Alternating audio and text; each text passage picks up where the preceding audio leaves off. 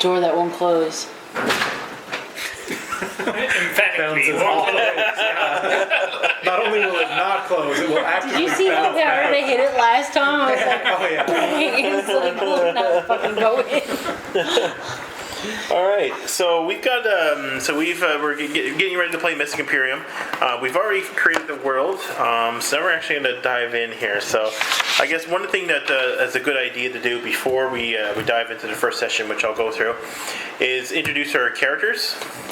Not that we're going to really be completely 100% knowing each other probably before we even start, but at least introducing their characters might be a good idea, because I don't think everybody went over everything they did. Just so that there's some... We're going to get to know the characters obviously as we go ahead, but we need an idea of who we are. So I'll start with mine, so everybody got an idea what to introduce. So the character name I have is Satamaru. So my idea is that he's a Kappa, so we established that Kappa is one of the nascients on this surface here.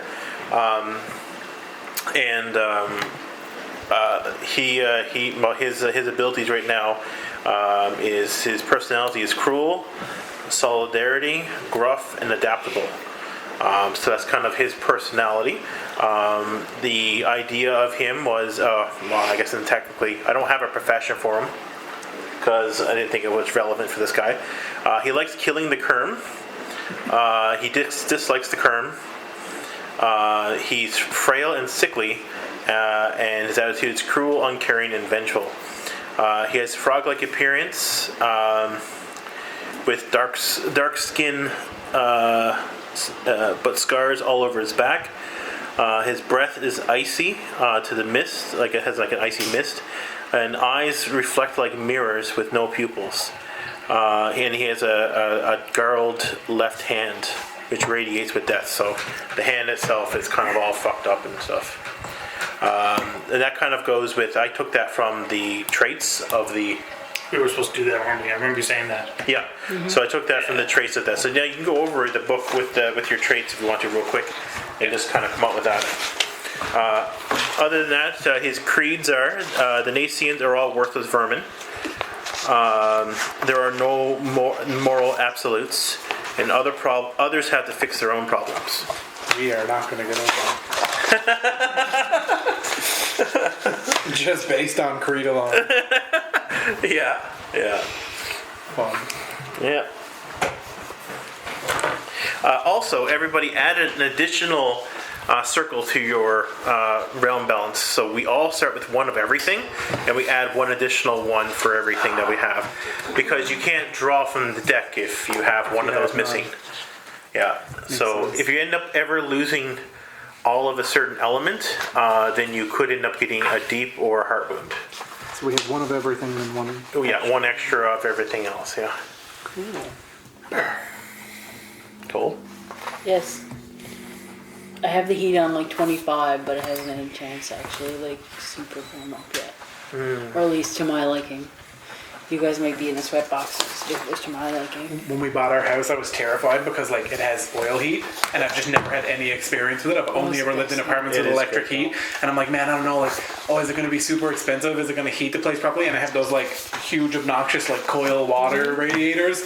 And like the first week we were there, oh my god, it's like such a nice heat. Now we had it up like too high, and we burned a bit too much oil just while we were trying to figure it out.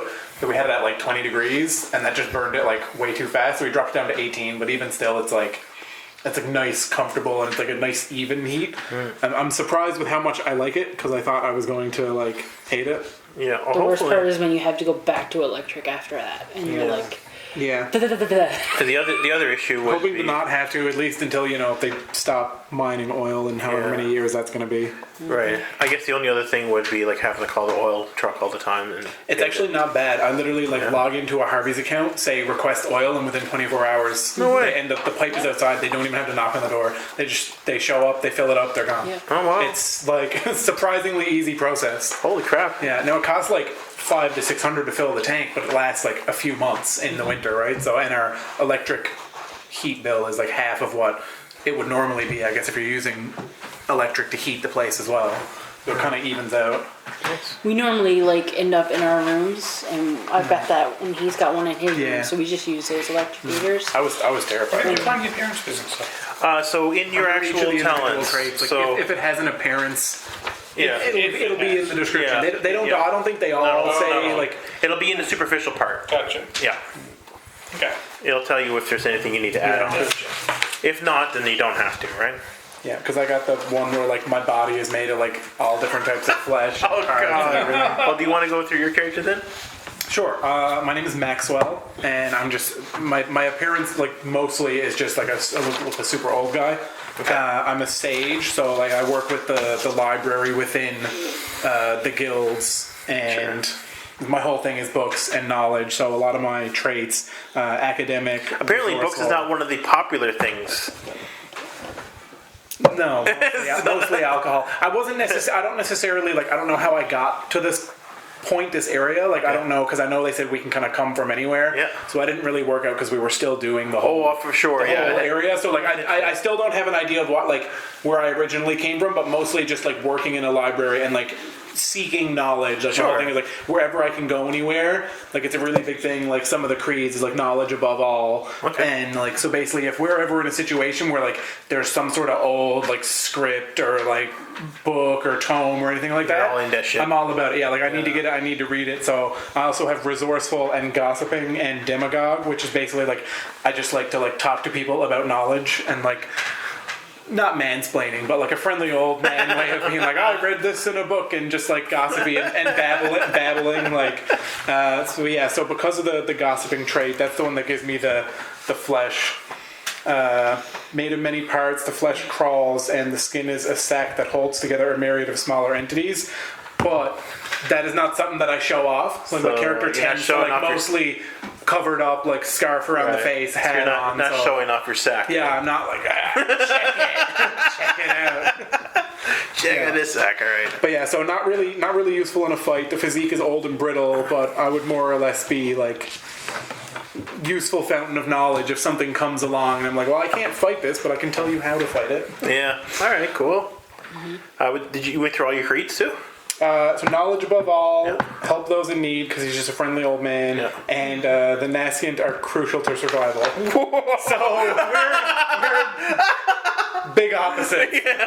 Interesting. Yeah, for some reason, I don't know. I think it's because of like some of the old tomes and scriptures that I've read, some sort of prophecies that like the Eidolons aren't like the full key to saving everything, and like we can't just discredit the Nassian just because they don't have our powers. Cool. So that's where I got that kind of creed from. You want to do yours? I didn't really work out much with regards to backstory, so it was just like, the thing that kind of came to mind after was basically the idea of that she kind of lost her memory when she changed over to be, I still can't say that word. Eidolon? An Eidolon, there you go. I'll forget it in 5 seconds. And so basically she ended up like a kind of like a street rat trying to like figure out how to get food, how to get any type of money, anything with regards to that. Yeah. So I picked she's determined, she's adaptable, she's competitive and athletic as the main things. With regards to her mimic ability, she doesn't actually have any is it irises or no? Yeah, mirror like, cause I got mimic as well. Yeah, she does not have any pupils on her eyes. So she kind of looks weird a bit. Well, not as weird as some, but not as weird as me. Doesn't have a sack on his face. The other thing is she likes to shift. So like she'll like be running around and then all of a sudden she's a squirrel and she's gone up in a tree and like that kind of thing. And yeah, so it's she's very fluid, which is relates to her beast form kind of thing. So. What about creeds? The thing is when she ended up losing her memory, she found a guy who was a friend of hers that kind of took her under his wing, and He was like a great deal older. He was probably in like his 50s or so. Then she's only like, she was only a young teenager at the time. He ended up dying subsequently. So one of the things that, one of the creeds she holds dear is a dream is something that is worth defending. And that because he always had this idea and he was always raving about what he wanted to do with his life and all this kind of stuff. Yep. And the other thing is there are no moral absolutes. I got that one too. Yeah, being on the ground and seeing the good and the bad of people. She kind of sees both. Acceptance of variety is the root of stability. So basically, like the prejudice and everything with all the different levels of guilds and stuff like that. She kind of sees all that, and you got to be able to welcome everybody, kind of thing. Cool. And I guess Deb. All right. I've got a fellow here. His name is Socrates. There's the elements. He's essentially a senile old man. Okay. So, he likes sunbeams. They're his favorite thing. Oh. Okay? He dislikes, at random, anything and everything. Oh. Right, anytime anything comes up, I'm gonna make a random selection to see whether or not he likes it or hates it. That's too funny. You're going to have this big old list. Your backstory note should just be everything you like. You need a like and hate column for the entirety of this. Dislikes breathing. His physique, being an incredibly old man, is incredibly unathletic. Or useless. With an attitude that's kind of random, mainly because he's just pretty senile. Okay. And his story is he's just been around so long that he doesn't remember what's what anymore. Okay. So you can expect moments where he's incredibly lucid and insightful, and times where he's just batshit. What's his? She doesn't remember anything, and he doesn't remember anything. It'll go well. And we hate each other. I remember everything, but I just know too much, so I'm going to be spouting a lot of useless bullshit. What was your personalities? Persona traits. So he's for Spiral, basically turned himself into like a whirlwind. Yep. Which goes well with Inverse, which basically allows him to like walk up walls and walk across the ceiling and stuff like that. Mm-hmm. So he can stand on the ceiling and become this crazy whirlwind. Very Doctor Strange. Because he forgets that gravity exists. Yeah, so, right. I hate gravity. I love ceilings. I hate gravity. The secret to walking on the ceiling I hate is just not floors. realizing that gravity exists. So. I hate floors that like ceilings. So He also has insatiable jaws, which means he's never completely full. He's always hungry. I'm glad, someone picked that. His jaws to that just eat anything. Stuff inside of him. It just seems like it's going to be foolish in any situation. It's gonna be like a snake, and he's just gonna like sit there and like wait for it to digest in his He can like stand on the ceiling, unhinge his jaw, and just like drop on something. that sounds like something from Dark Souls. Right? And Gaping dragon. and his last one is Treasure Box, which is essentially like he has a bag of holding inside of his body. Nice. Which has an interesting side effect. If he ever dies, the corpse immediately just disgorges all the stuff from the... Like the fucking treasure goblins in Diablo. Oh my god! Spewing items every time you kill a boss. Yeah, I remember that. What I'll was have a the? vivid picture of that one. Oh yeah, what was the personalities linked to that? It's the unstable, Yep. contrarian, gluttonous, and secretive. Okay. Interesting. Yeah. Yeah, because I didn't actually go over my personality traits, but I just spent my personality itself. Yeah. I wanted to leave those that's to what I a said. to a little sneaky sneak narrative. stuff. Yeah. Something extra to add on later.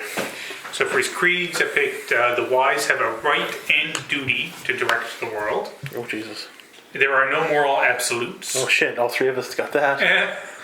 And a secret is a valuable treasure so long as it is kept.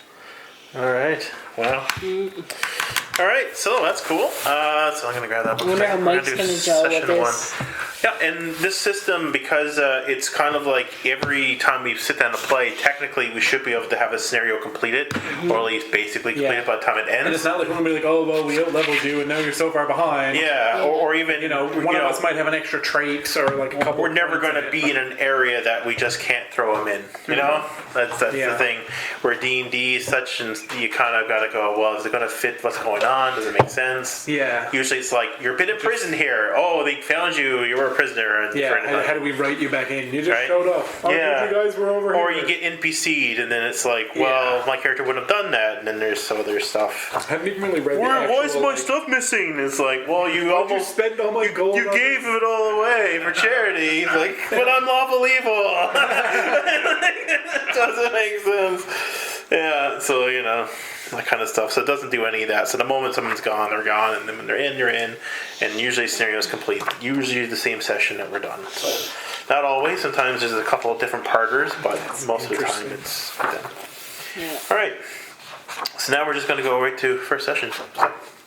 I didn't actually read the abilities of my traits. I just based them on like the backstory of the character. So now I'm reading about what I can do. Oh yeah, that's a good idea. Actually. Knowing that's probably going to be a key here. Yeah. So planning the first session.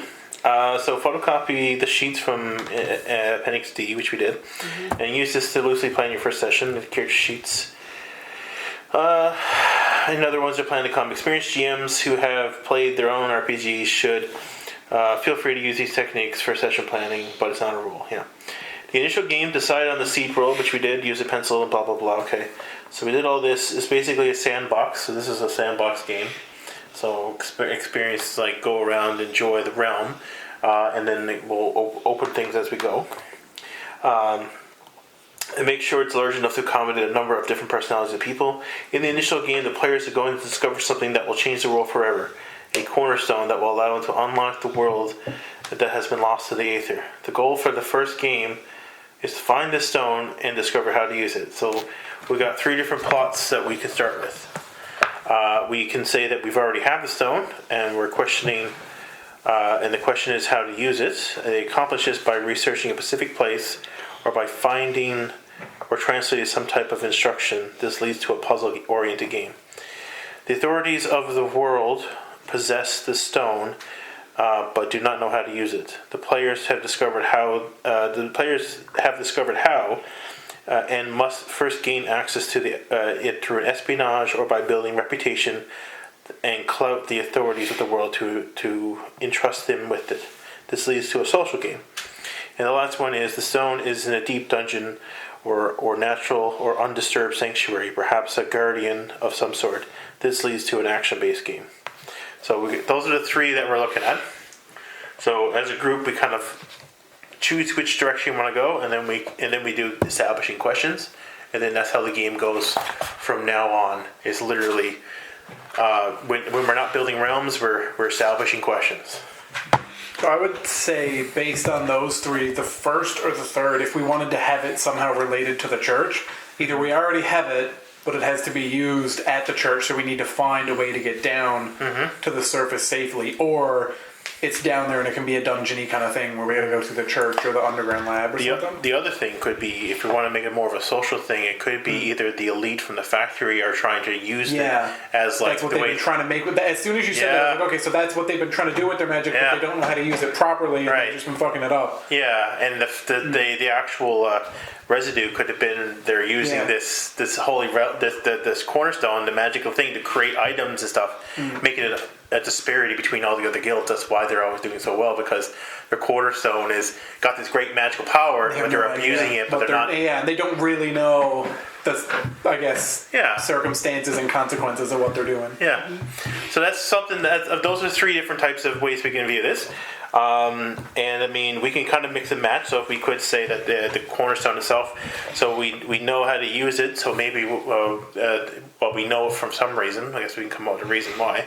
Could be that the fact that we know how to use it because you guys got knowledge of this kind of stuff, and maybe the church site is where the cornerstone like the actual cornerstone is.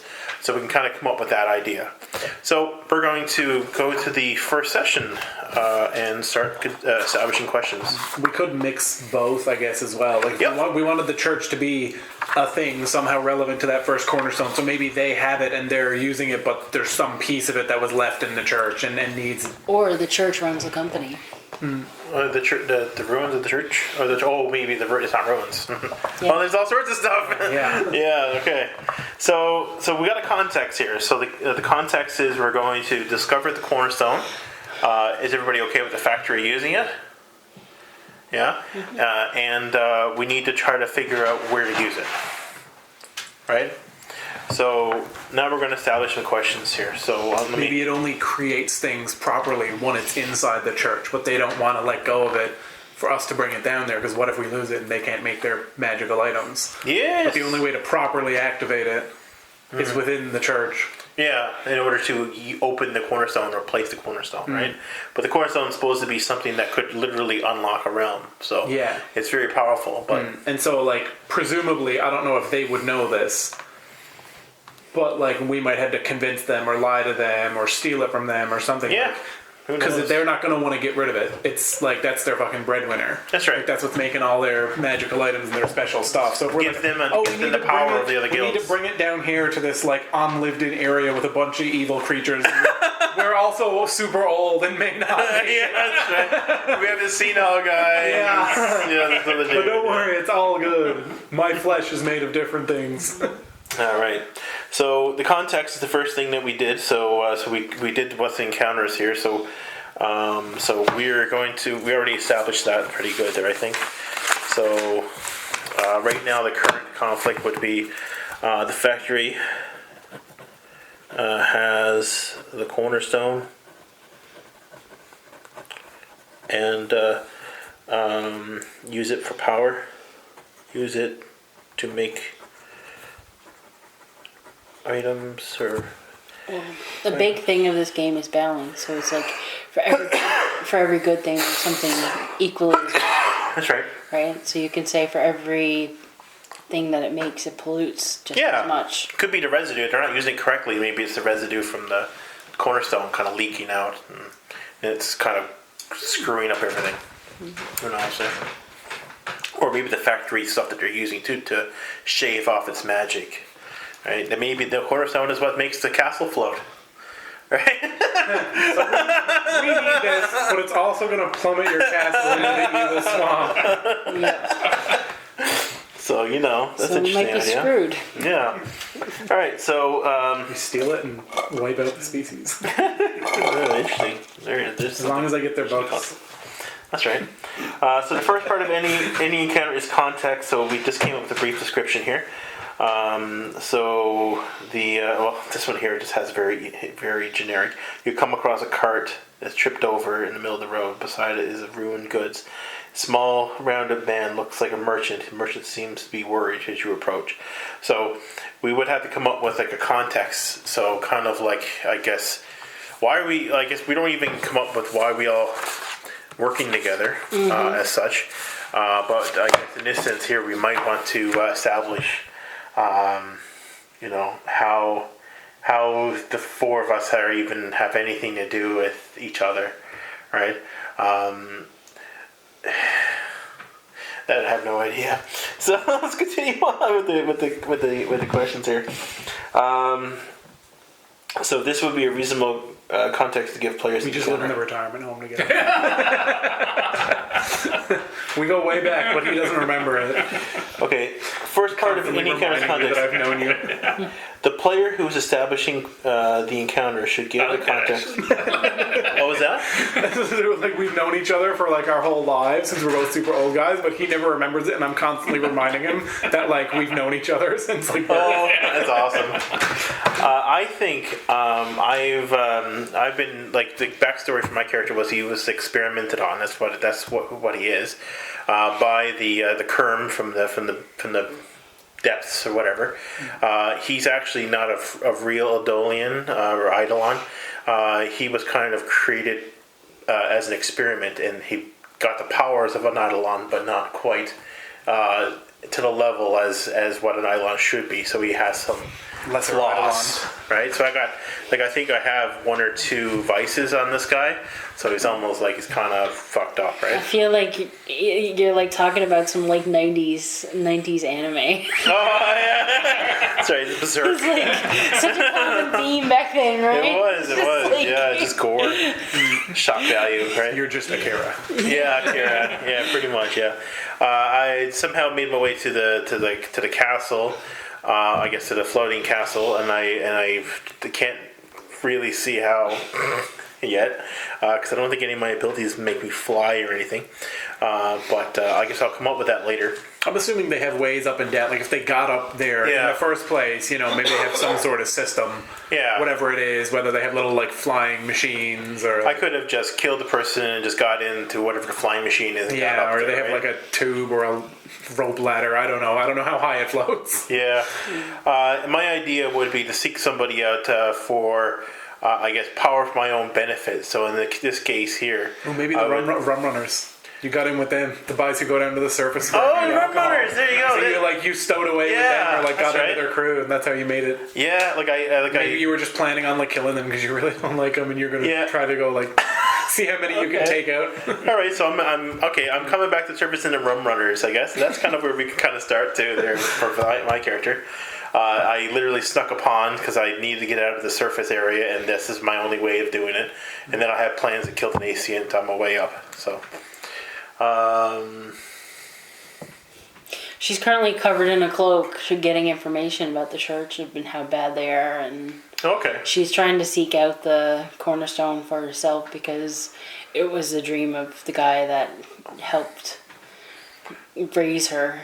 Okay, so was it like a vision he had, like an actual dream, or was it No, just he more was, like a he was vision? an Eidolon as well. Oh, And he helped like other Eidolons, but he ended up getting like pretty beat up and so he doesn't exist anymore? lost. Yeah, he did. So he lost. So basically, in order to die in this game, you would have to lose all your persona traits. Mm-hmm. So on your last leg, you'll be at 1 persona trait remaining. So, right? And Maybe he went out in some blaze of glory or something, trying to save you. I don't know, or trying to track it down. Or he could have just. There's something there. Yeah, he could have just disappeared from just.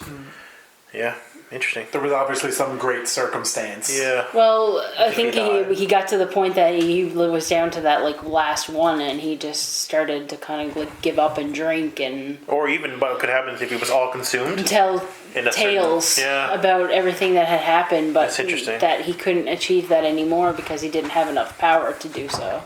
Interesting. Okay. So You might see him again in the future, I guess. In that he case. did. It's interesting because Eidolons tend to go in and out of reality sometimes. Okay. Sometimes they don't. I mean, it depends on the personality traits and such, right? All right, cool. He'll come back at the end as a force ghost to wave goodbye to you. Bye. Oh, yeah, right. That's right. All right, so established questions. So we haven't actually established a scene yet. So,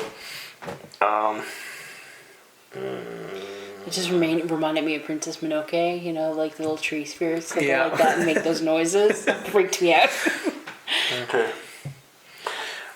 So I guess in this case, the context would be the factory has the cornerstone. There's guilds. We are. This is supposed to be like based in like the story of the book. This is supposed to be like the only realm that's Existing left. currently existing, right? Yeah, all the other ones have been. So I guess somehow like I don't have a reason for like how I got there, but I guess it's the only one that there is. So. Yeah, you've been there. Yeah, for I've so been there long, doesn't hanging matter. out in their library, reading all the books. We're more, I think I'm more of a new arrival because how young my character would be in the Eidolon world, and your character would be young too, right? So I'm gonna say that I've been around since like when they lived on the ground, and there were like maybe libraries and stuff down there in the swamp as well. So that's what I was doing, is researching. okay. So we're going to start establishing questions now because I don't have exactly a good context. We got an idea, but we're going to flesh it out now with some questions, okay? So I guess the first thing is, so what I'm going to do is I'm going to start by asking you a question. You'll ask him a question, he'll ask you a question, and then you can ask me a question, and we'll rotate around until we flesh out the scene enough that we can continue on to the next part. Okay?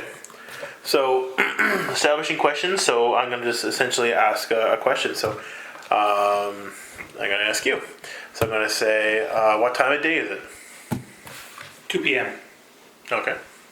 Do I make up a question, or is there a You second? make up a question. Okay. What time of year is it? It's the fall, Okay. but we don't see snow here. Okay. Interesting. Where are we? Within, like, I'm assuming we're in this, like, if we're in the city, or are we on our way to the city somehow, or? I know where I am, but I can't say where you guys are. That's Yeah. So. metagaming, isn't it? So here's some notes and establishing questions here. I should probably go over this. So establishing questions is where we flesh out a scene in greater detail. In the current situation, the players ask the next person to the left. These can be yes or no questions, simple questions, or detailed questions the players would be able to know immediately by observation. The player who is answering the question can make up any answer he or she feels fits the situation. The answers given to the situation serve as to build the scene, to help others think about their options. Notes and establishing questions. Theoretical questions are not allowed. An example, you cannot ask, any chance of deceiving that person? This kind of theoretical question isn't allowed since they would not be able to know without certainly trying it out. Only things that the party can know from simple observation is the scene that are allowable. Observation of the scene are allowable establishing questions. Establishing questions can grant the party simple gear resources. Do we have tools? Are there henchmen that are deployed? Do we know the way out? Do we know the exit? These are all allowable questions. Questions that cannot be granted to players are such as new powers, magical gear, or character changes. For example, are we elder gods bent on destruction of the world? Do I possess a tactical nuclear weapon? Have I developed my traits to their maximum level? It's like genie wishes level of, Yeah. you can't wish for more wishes. That's right. Answers to the questions to conversation or conventions of the realm can be vetoed and corrected by the realm owners, but there's no realm. I guess if we're not all in the same place, like how are we meeting up? Like how do we end up coming together? Yeah. Okay. Yeah. You can. Well, I'm currently on the streets, going Okay. like basically being, just asking like the drunk people or like people that I can find information from, and I have like informants that I've kind of like Where are the drunk made. people? Always. Nice. You with your gaping mouth on alcohol. That's right. Yeah. Excellent. And it's like, how do we know about the cornerstone? Like, you know about it, and you're trying to find it from other people. So I'm going to say that I have, like, from reading like the library and the old text that they had there, been kind of put onto it. So like when you start talking to me, I have some ideas. I don't know nearly as much as you, but it at least is a reason for us to start talking, and you not to just move on to the next person. So Okay. I'm like just finishing killing the last boot guy in the alley, and I could hear a conversation. Overhear us. Yeah, and the guy's like, shh. He just killing him. In silence. Hush now. Do you have babbling? Too. Yes, I believe I do. Did I Interesting. take that? Yeah, you got babbling. Yeah. I was like, oh god, babbling is horrible and shit. And Jason's like, I think somebody has babbling. Yeah, I think you do. I think I had it originally. Oh, you got but rid I of didn't it. take it Okay. after. No, I took words within instead, I think. Okay. Okay. Yeah. So you two are just drunkly talking about the He's going cornerstone. on about this, and I'm hanging out nearby, and it can Cornerstone! I hate the Sunbeam. cornerstone! I'm not going after that! Game over! Yeah, I have a gossiping one, so like I can't keep secrets, so sorry about the secrets. The secret is sacred. We're friends despite our differences. The secret is what? Well, you forget your secrets, he reminds you. Yeah, That's right. I gossip them, but only back to you. There you go. So you think. Really? That happened? That's awesome. Yeah, so no, I don't have babbling, but I have gossiping. So close enough. So your turn to ask a question.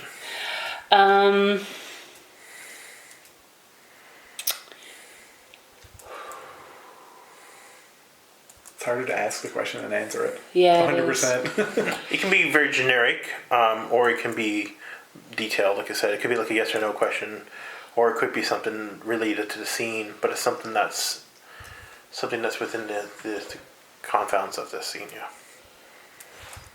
I feel like saying, give us more information on but no. It's not a question.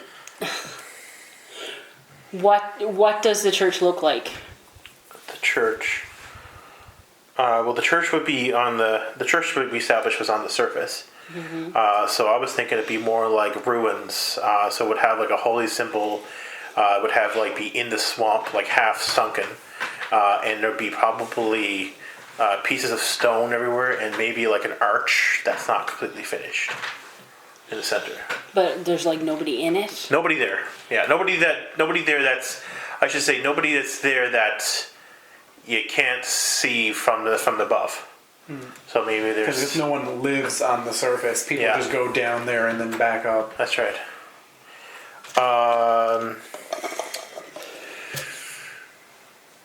What sort of defenses does the factory hold to keep its secrets? Ooh. I don't remember. Let me roll to see if I want to talk about this right now. I don't like the church. I'm not talking about it. I'm not going. Some sort of twisted creatures. Twisted creatures. Yeah. Oh, that are bound to the building. Are they the ones who make the pet monsters and then they keep the big pet monsters? They're the ones they couldn't sell. Oh, the ones they can't sell? The ones that came out of the magic machine a little backwards. The ones that were recalled. Sorry, little Tim, you can't have this monster. It has how many fingers? How many left? Yeah. Interesting. Okay. Oh, we're going to ask a question. Yeah, we're keeping going. Yeah, no.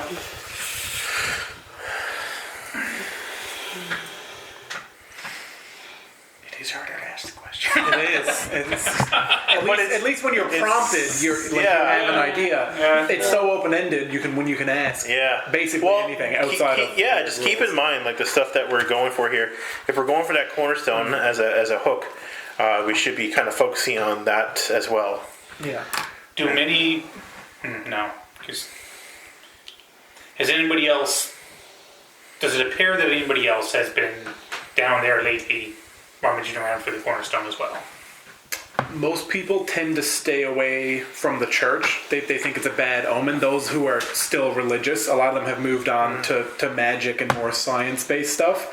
But, within the guilds, there's kind of like not a cult, but a sect that are still really religious. They want to go back down there, but no one really goes around the church. It's pretty much just an occasional adventurer who comes by, and most aren't heard of again, and then the people going down to get the alcohol. Other than that, most people tend to stay away from the surface because of the aberrants. Okay. Yeah. I'll ask, of the guilds, do they tend to be friendly towards, I guess not us, because you don't know us and you've just met us, but in general to maybe newcomers or people who aren't Nascent or aren't like them? Are they friendly? Are they unfriendly? What's their disposition? It depends on the guild a lot of the times. It tends to be the ones that don't really have a lot of money tend to be more friendly because they have a set goal of trying to get money from people. Because you have coin. Exactly. Okay. And it seems to be the ones that are the 1% are like closed off and want to keep people stupid so that they can continue to sell wares for higher priced coin than everyone else. The ones we need to get in with are the ones that are naturally unfriendly. Yes. We might have to work our way up the totem pole. I'm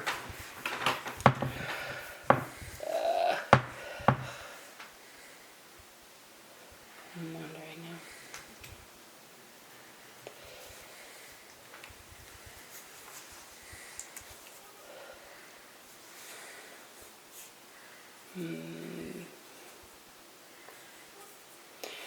So, do the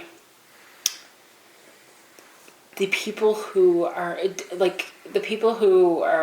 religious, or do they have any special symbols or ways of identifying them, the followers, or Yeah. So the religious folk are very small in numbers, because the way I envisioned it is that ever since magic came about, people have basically disbelieved the old gods, because people became so powerful from all these new magics that they deem themselves as their own kind of entities and gods and such, and especially the creation or the idea of eidolons. So they carry their symbols, but I think their symbols are banned in the city. So they're hard to find. Hard to find. So they're secret societies that would be. They're not, involved. the ones that are up on a wooden pedestal, like preaching to whoever's listening, because they'll probably be arrested for it. That's right. Okay. Yeah, it's kind of secretive.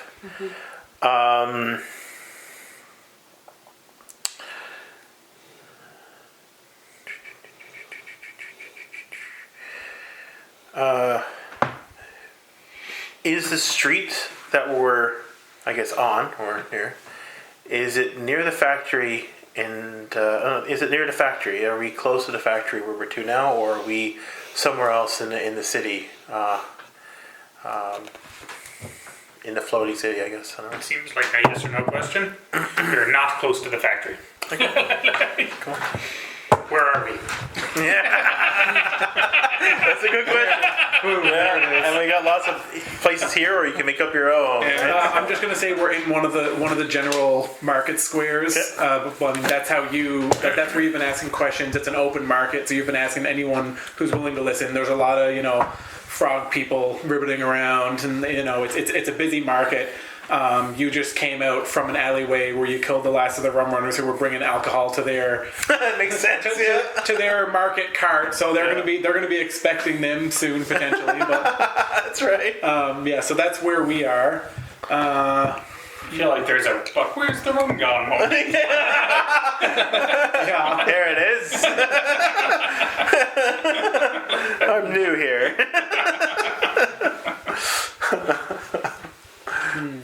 That's right.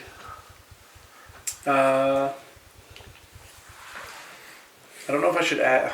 I'm trying to ask general setting things. I keep wanting to ask, like, do you know anything about this, or do we know anything about this? But you don't know what we know. Only what observations. So basically, like when you're asking somebody, you're not asking the character. You're asking another GM, so they can create.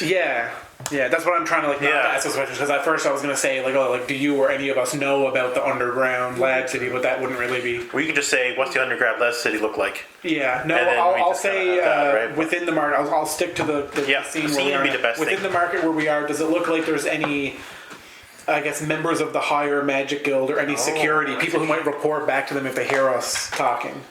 yes, and they're always the people that you don't expect. Okay, so hidden in plain sight, not like guards wearing.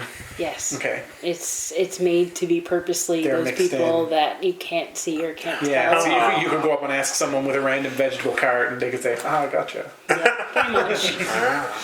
But the thing is that at least in my character, with my character, she has a lot of different people that she's interacted with that has been helping her over the years.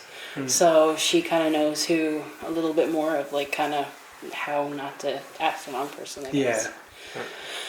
How are magical items bought and sold in this world, Jason? By giving something precious.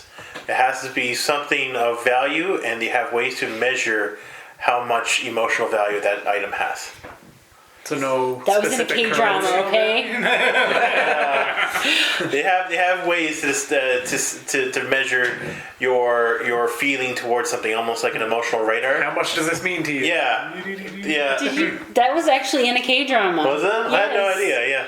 Yeah. But yeah, they can measure how much value They to put you. in these glasses. And then they'll give you something either equal worth or something like that they feel the same way about. So, but essentially, it's how it's priced. doesn't seem like a very convenient currency, does it? How many sentimental items does one really own?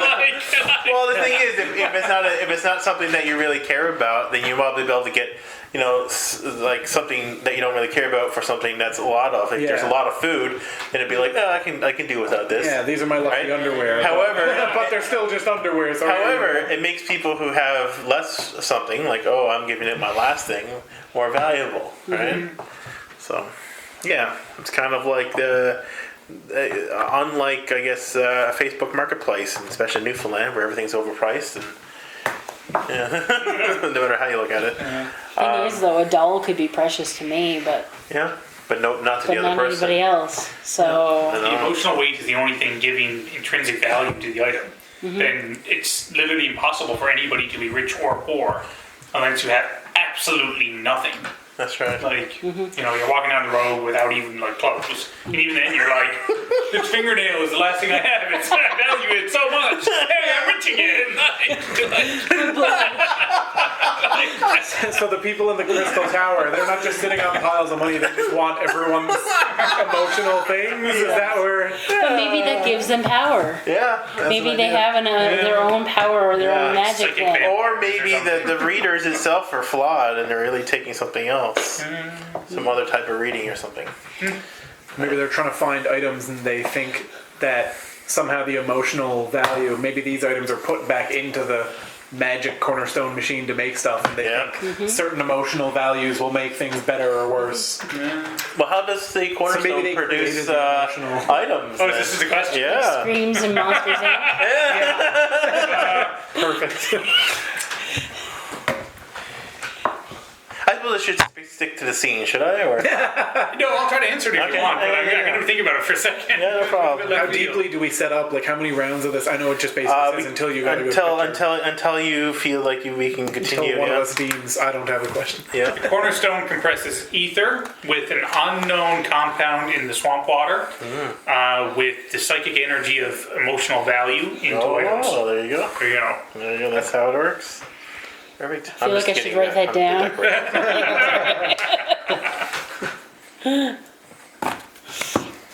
So aether, swamp water, emotional value. Got it. Are all emotions valued equally in this equation?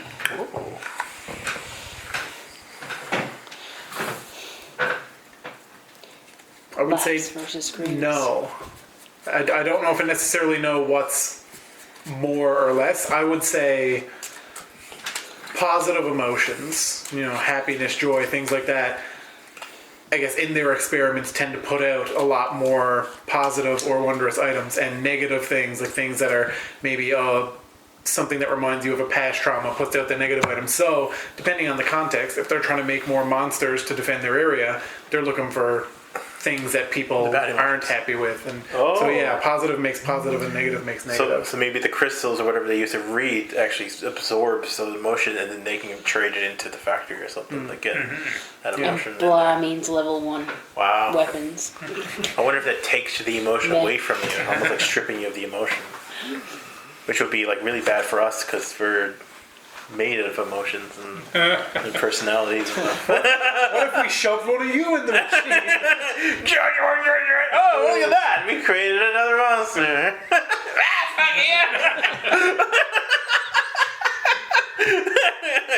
Damn right. I'm pissed.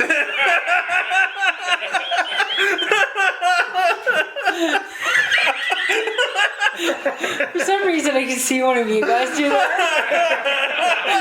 Damn, I'm pissed. You're gonna forget where you're going and just stumble into the machine.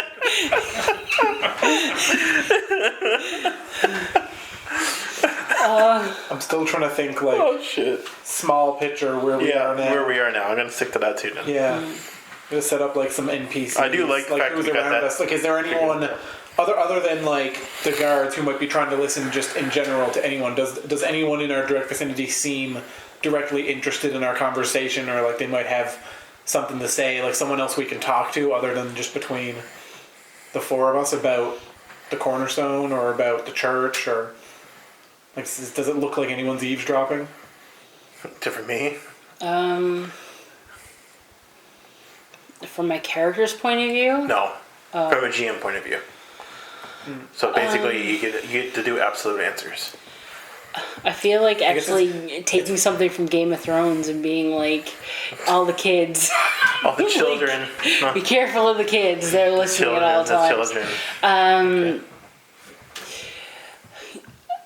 Everybody's always listening for anything. There's only one place left that we know of right now, so it's kind of like everybody wants to know everything about what's going on, and it's a guild, and so you need to know when your money's coming, when your money's going, what's on the rise, how, especially there's a lot of lower level guilds that have no money, they're broke, so they're trying to get information. they're trying to get Anything information to to get a survive. leg up on the next person.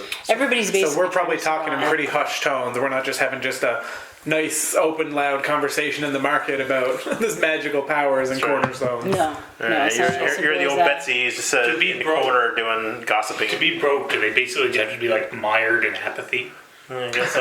You know? Yeah, or maybe they had all their emotions sucked out of them. Because None of this they means wanna- anything to me. Yeah. What do you think of that? It's really funny because I was going to take apathy. that's so horrible. I was actually going to take apathy as one of my things, and I didn't. But because it's a Good, because you would have been broke. yeah, it's a withdraw. It's actually a drawback. So like it's something that only happens when you become all consumed in something and you have a negative thing, right? So it's actually not a good thing to have drawbacks at all. I realized that when I looked at it. It says, "Oh, you don't talk."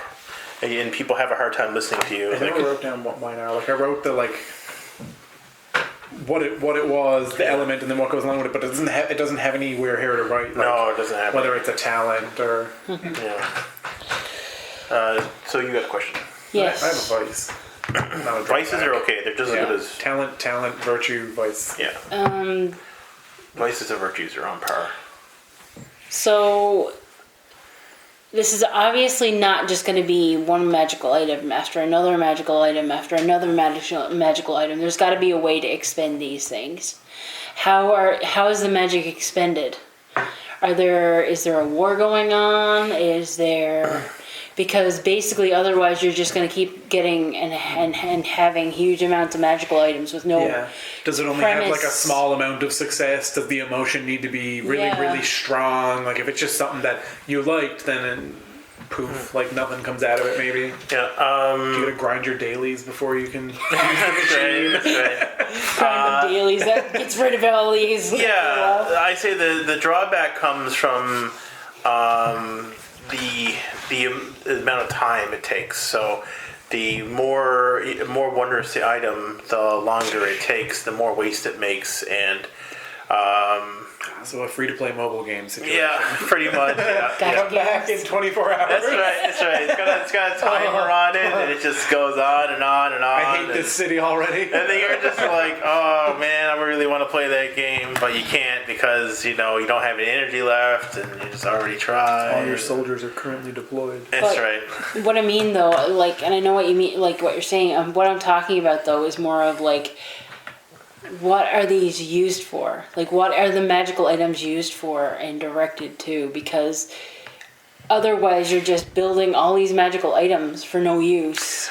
Yeah. Like, do you understand what I'm saying? I think it's more so like because it doesn't have to be necessarily magical items. So my idea is that they're for lifestyle increases. So basically, yes, while they're the idea of I guess not really value, but the longer something takes to make, then it could be years for something. Like if it's really really big, or it could be just constantly pushing out these small everyday items or whatnot. I mean, the one thing it can't really create. Here's it an can't, abacus. it can't create alcohol, as an example, Yeah. but it can create crystals, potions, and pet monsters, right? But alcohol seems to be the only resource that has to be collected on the surface. And I don't know if there's like any rhyme or reason to this, or if they're just shoving things in still and seeing what comes out. Because I guess they don't still Yeah. fully understand They it. don't so understand it. That's the way I looked at it too. Yeah. They're just going like, They what's they this put do? something in and see what happens, and as far as they've gotten is it seems to be tied to emotion, whether positive or negative. I guess they don't really know. Yeah, that's more of an idea, and they don't realize the damage you're doing to I guess it's not so much that they're pumping stuff out to try and like get rich off it or try and get something very specific, but just to experiment with the machine itself. That's how I pictured it. See where it goes, see what happens. All right. No, but I mean, like, say if they were making magic lamps, you know, and eventually, it's like there's so many Why magic are the- lamps. It's like, what are we gonna do with the We just magic have lamps? halls full of fucking lamps. You know, What? like, Why are all the factory workers coming into the marketplace? They're taking a late lunch. Okay. I thought you were gonna say they're taking lunch. I was like, it's 2 p.m. They were Don't really think I long forgot. shifts. I'm not the senile one. Okay. Shift workers. Oh my These lord. damn shift workers back again. Serious. Getting off at 6 p.m. That 10 to 6. That 10 to 6 crowd. Yeah. Fucking hate them. Are all the factory workers flooding into this marketplace? Are they likely? Is it likely to get so crowded that there will inevitably be a few people in the crowd that are hostile to us? Almost definitely. Just based on the market and the fact that it was busy before they got there, there was already a lot of pushing, a lot of shoulders on shoulders. So, you know, the factory workers tend to be pretty hot-headed. So if someone gets shoved, it's not going to be a "oh sorry sir." It's going to be a bit of a fist fight in the market. Do the factory workers drink on the job? On the job. That is their job. We're focused on the factory workers now. Yeah. yes, because alcohol is actually rare. They actually carry an entitlement to them because they get paid a salary all the time, so they're not like the guilds. They're not paid in poor alcohol. or Yeah. scared or whatever about where the next bit of money's coming. They know that they're going to get a check every so often and that they can feed their families. So they have this entitlement that they're better than other people and like to push and become hostile with people they think that are below them. I've never been more annoyed at the work. The factory workers, those blue collar rich people.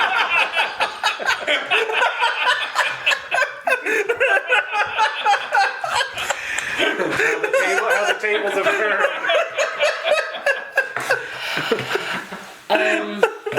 Since we've seen like a lot of negativity and like a very scared marketplace and all that kind of stuff, is there any other forces of positive justice, I guess, you know, to protect the guilds or to stop hostile forces? Yes. They have the strike team, which is a series of the other guilds that are fighting for, I guess, their own portion of power, and they're coming into the marketplace right now. I'm going to pass my questions. Go ahead. Okay. Once everybody passes. All these guys are piling in. That's happening. They're having a few drinks. Is there more than one bathroom in this market? Oh, how to cross the Seriously. washroom. This is the most important question. The value of the washer. Well, this could be like the power cake moment. They all go to the bathroom at the same time. Liquored up at lunchtime. That's right. The strike force. So there's It's sad to be a woman right now. it's about to get worse. Oh no! So there are no washrooms. Everyone just uses the washroom off the side of the floating city. Oh no! It's a bit of a trek, I guess. The market is kind of enclosed on three sides, and you got your alleys and your walkways coming in, and everyone's coming in. But then there's just this full The pooping section place. over here where everyone takes a dump off the side. So God. kind of like a trough situation. Just a clarification question. Is there like a guardrail? No, and it is the cause of many deaths. You have enjoyed the poop. Welcome to the aqueducts. God help you if you lose a toe. Best not hold your shit on a windy day. Wow.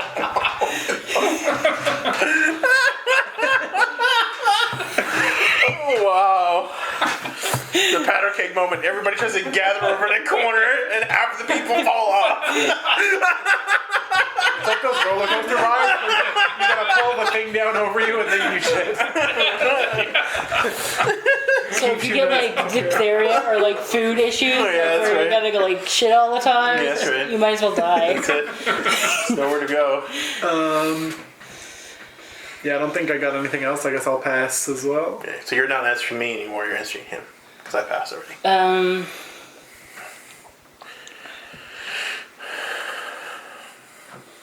Yeah, I don't think there's anything else right now. Okay.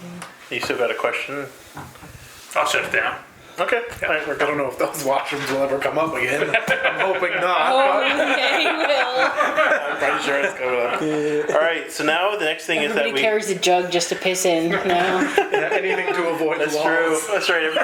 Everybody's got their own bedpan, and I'm new here, so I didn't realize this. Anything to avoid the wall, as they call it. The Wallace wall. Yeah. All right, so the encounter begins with every player asking. Okay, so here we go. The active player to the left. So I'm going to end up being the active GM.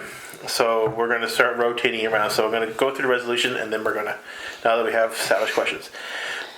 So the encounter begins with the player, with one player taking the GM role, which is me. The player to the left, so that's going to be you, is going to be the active player. Normally, the player who created the encounter would take the GM role first. That's fine. The active player's role is to narrate his or her own actions for this turn. The active player may work with his allies, should decide on the one thing he wants to accomplish in the course of their turn. The active player shares the goal with the GM and outlines the course of action they wish to attempt to accomplish it, then makes an attempt to achieve the goal. The GM controls the narrative of the world and narrates the results of the actions that the party takes, using the world balance if necessary. Resolve your actions to the questions.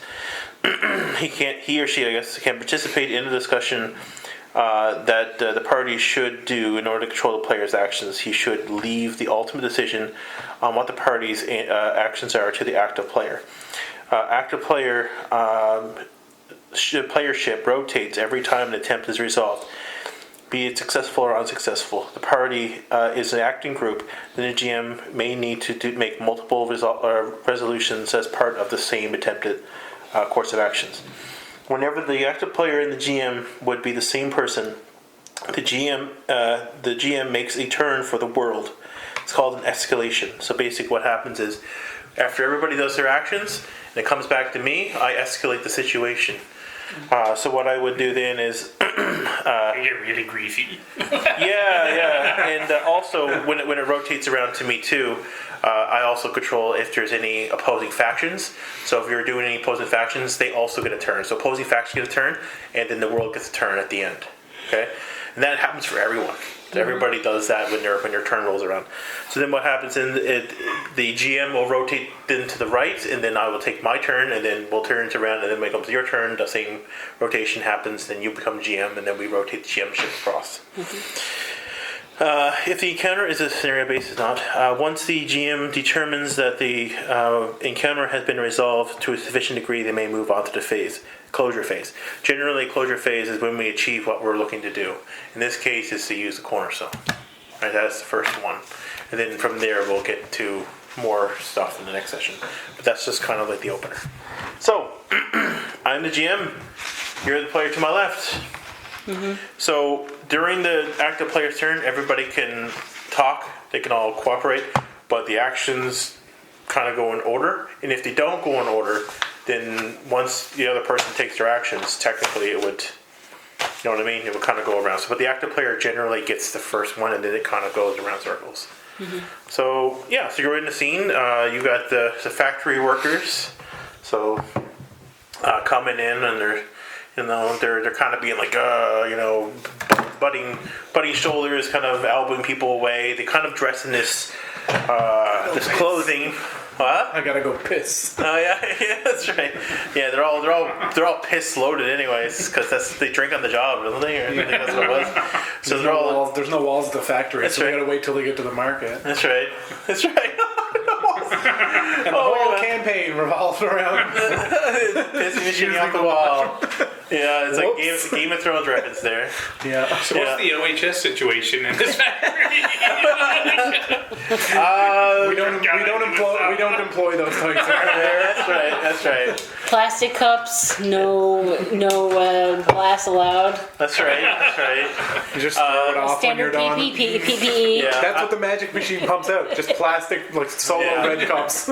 So everyone drinks out of them and throws them off. Oh god, that's funny. But yeah, so yeah, in this case, we got the factory workers coming into the market square. The market square people are just trying to, do their daily buying and selling and scanning people and such. And then you've got this other group, the opposing faction. They're not exactly coming in at the same time, but they're also kind of intermingled with the group, known as the Strike Force, which are the smaller guilds, basically. They're all allied together, so they're not like the one guild. They're all the different types of guilds, kind of like to oppose the bigger guild, especially the factory itself. But yeah, so you three have found each other, and so has this Sadomaru. But Sadomaru is off to the side, not just eavesdropping on your conversations as you finished with what he was doing. And then, so then you guys were having a conversation, I believe, right, about the Cornerstone. So first action goes to you. So what is it that you're looking to do, or what kind of conversation are you having? What kind of stuff were you looking to do? So her face just brightens up as soon as she sees all these, the Strike Force come in. Okay. Because she really doesn't like being told that she's not as good or looked down upon with regards to the factory workers and stuff. And she's like, basically sees this as her way to be, see if she can outdo one of the guards. And she's really competitive. So... Okay. She likes to play with swords and stuff like that.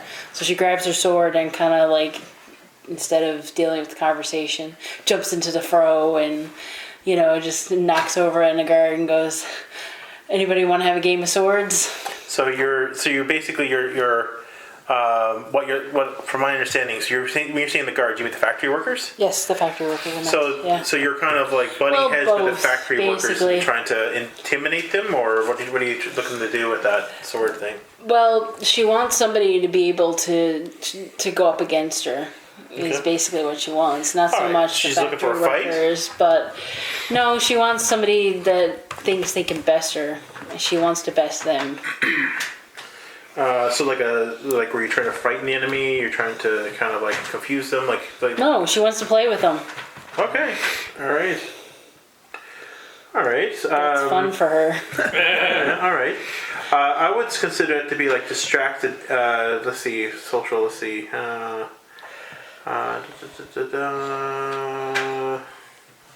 So this is what you would use to try to figure it out. Yeah. So in this case here. Boast or build reputation sounds like a thing you're trying to do. You're trying to build a reputation, as in I'm a shit type of person. Pretty close, I guess. Trying to pick a fight with someone, saying none of you can. Or argue one's opinion or trade with another. I mean, those are the type of other things. But it does seem like you're kind of gloat or boasting, kind of like you're trying to push yourself upon them. I don't know how else to kind of put it down, because you're not really lying to them. You're not trying to pacify them. You're not trying to confuse them. You're not trying to make enemies. How's that? That sounds like you're trying to do. Okay. All right, make enemies. That's a fire action. Sure. So what you're going to do now is you got two options here. So you have the option to pull from the deck. Okay.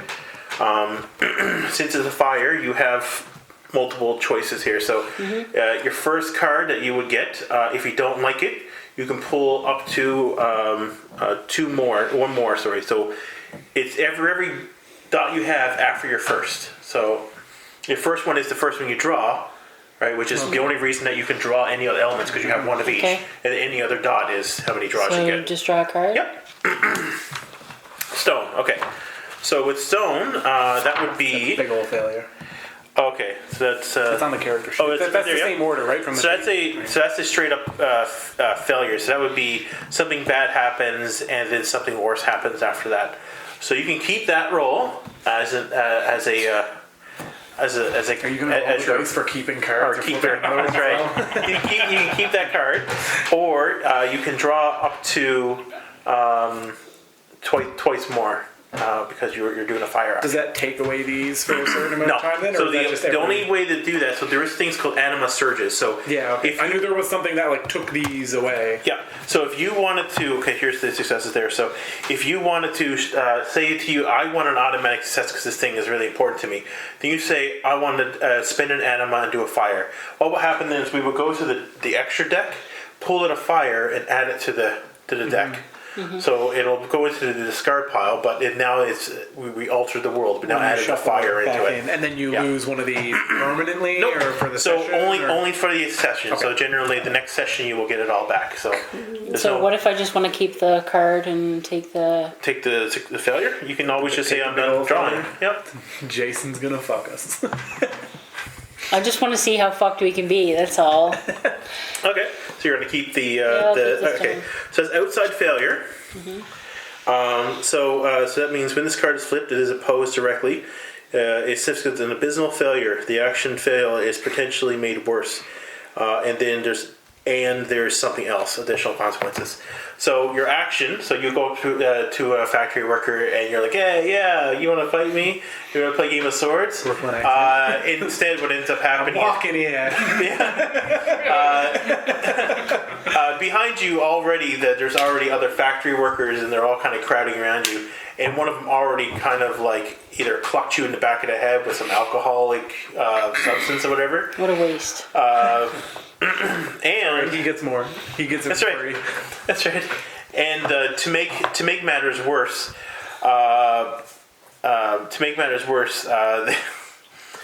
they begin dragging you over, and they're talking about how this is what you guys think you can push around factory workers with this type of thing. Well, we're going to show you an example, and they're going to bring it towards the wall. I knew it. They're going to throw her off the wall. And they're going to throw, and they're getting ready to throw this poor girl. I was like, I know what off he's the going to wall. All right. Yeah. So I mean, once again, we all can converse as well, but we are in turn. The old men will fight in your honor. Yeah. Somehow I doubt that. Well, this is the discard pile, though. Okay. You said keep it, so I was like, okay. Technically, because you failed, I should be giving you a wound of some sort. But I'm going to save that for a little later, because I mean, this is the story badness of it is just as bad, where a wound is pretty terrible as it is, right? So like a superficial wound. I wouldn't have kept it if you told me there was a wound to it. Oh, there's a possibility. Anytime you get a failure, there's a possibility that you could end up instituting a wound if it fits the narrative, right? Okay. So that's just GM decision. Yeah. So in this case here, like when she got hit in the back of the head, I could have altered or damaged one of her personal links. Now, superficial wounds are something that heal within the session, so they're not that bad. And there are ways to healing superficial wounds pretty easily, and we can get into that. But all superficial wounds they just damage or alter your thing. So, for instance, if you have like treasure box, for instance, somebody probably hit you in the head and literally something popped out of your treasure box. Pops on your head. So like stuff like that. So you can activate the abilities when you're not wanting to, right? Yeah, that kind of stuff, right? I know it's a bit difficult to know about the wounds portion of it, but it is kind of like you cannot have fun with it. Deep wounds are where things get really bad, but those are like in bigger situations than this. Yeah. But yeah, so you don't have to do anything about her, but you can. But it's probably a good idea. Yeah. I'm gonna be the shit disturber. Yeah. See that. So I guess I can use like an ability. Yeah, you can just tell me what you're doing at any point. Okay, and then the abilities that you're using can be part of your narration. In my old man power, I don't really see a way to physically get out of this confrontation. So I'm going to use the lantern ability. Okay. Which basically it's a light that can be dimmed or brightened at will. And it can calm and pacify aggressive creatures and enemies as long as they remain within its glow. Okay. So I'm basically just going to try to use the glow to pacify all the dudes who are really angry. Because I'm assuming we struck up some sort of conversation just before they showed up. So like, I'm like, I want to Cornerstone. She knows about Cornerstone. Yeah, exactly. So like now I want to get more into this. So I'm like, maybe I don't want them to throw her off this wall. So I'll try to do that, and that is electricity. Yep. So that's not what you're going to be doing. So you have to narrate your situation. You can involve your abilities. Your abilities themselves don't tell you what you're rolling. All your abilities is like what sort of elements are you more your actual actions themselves. So what I am choosing to do is going to try and help her and stop them. Yep. So explain. Just all you have to do is just narrate how you're helping her. So you're going to send this bright light and then just kind of narrate what you're doing with the light to kind of pacify the people. Well, basically, it comes out of me, so I have to like open and unfortunately also expose my weird fleshy stuff. So the light is a part of it. So like some of the flesh will actually come open and it's within my chest. So this is gonna cause a scene. So are you like in front of them or pretty much? Pretty much. That except my chest cavity opens with the trench coat and like slithers around a bit. So it's gonna cause a scene. So like were you behind them or were you like in front of them and you're doing this whole thing? Well, just before she kind of ran off, we were next to her, either just started talking or I was listening to her talk to someone at the stand next to us about this cornerstone. So I was going to approach her and say like, hey, let's go talk about this. I have some books in the library with information like from the old church and that might help with this cornerstone and stuff like that. So like I was nearish to her and she might have like jumped a few feet away. So I'm going to... So you're just going to be like, hey, look at this! Hobble over there. Okay, alright. Pacify another, it sounds like that's what you're trying to do. That is a water action. So go ahead and draw your card. Okay, I get an extra one of those if I need it. Alright, air. So if we're looking at here, so water. Not even close. So water's where you're here. Outside failure? A failure. So you can keep it or draw again. I'm gonna draw again. Alrighty. Electricity.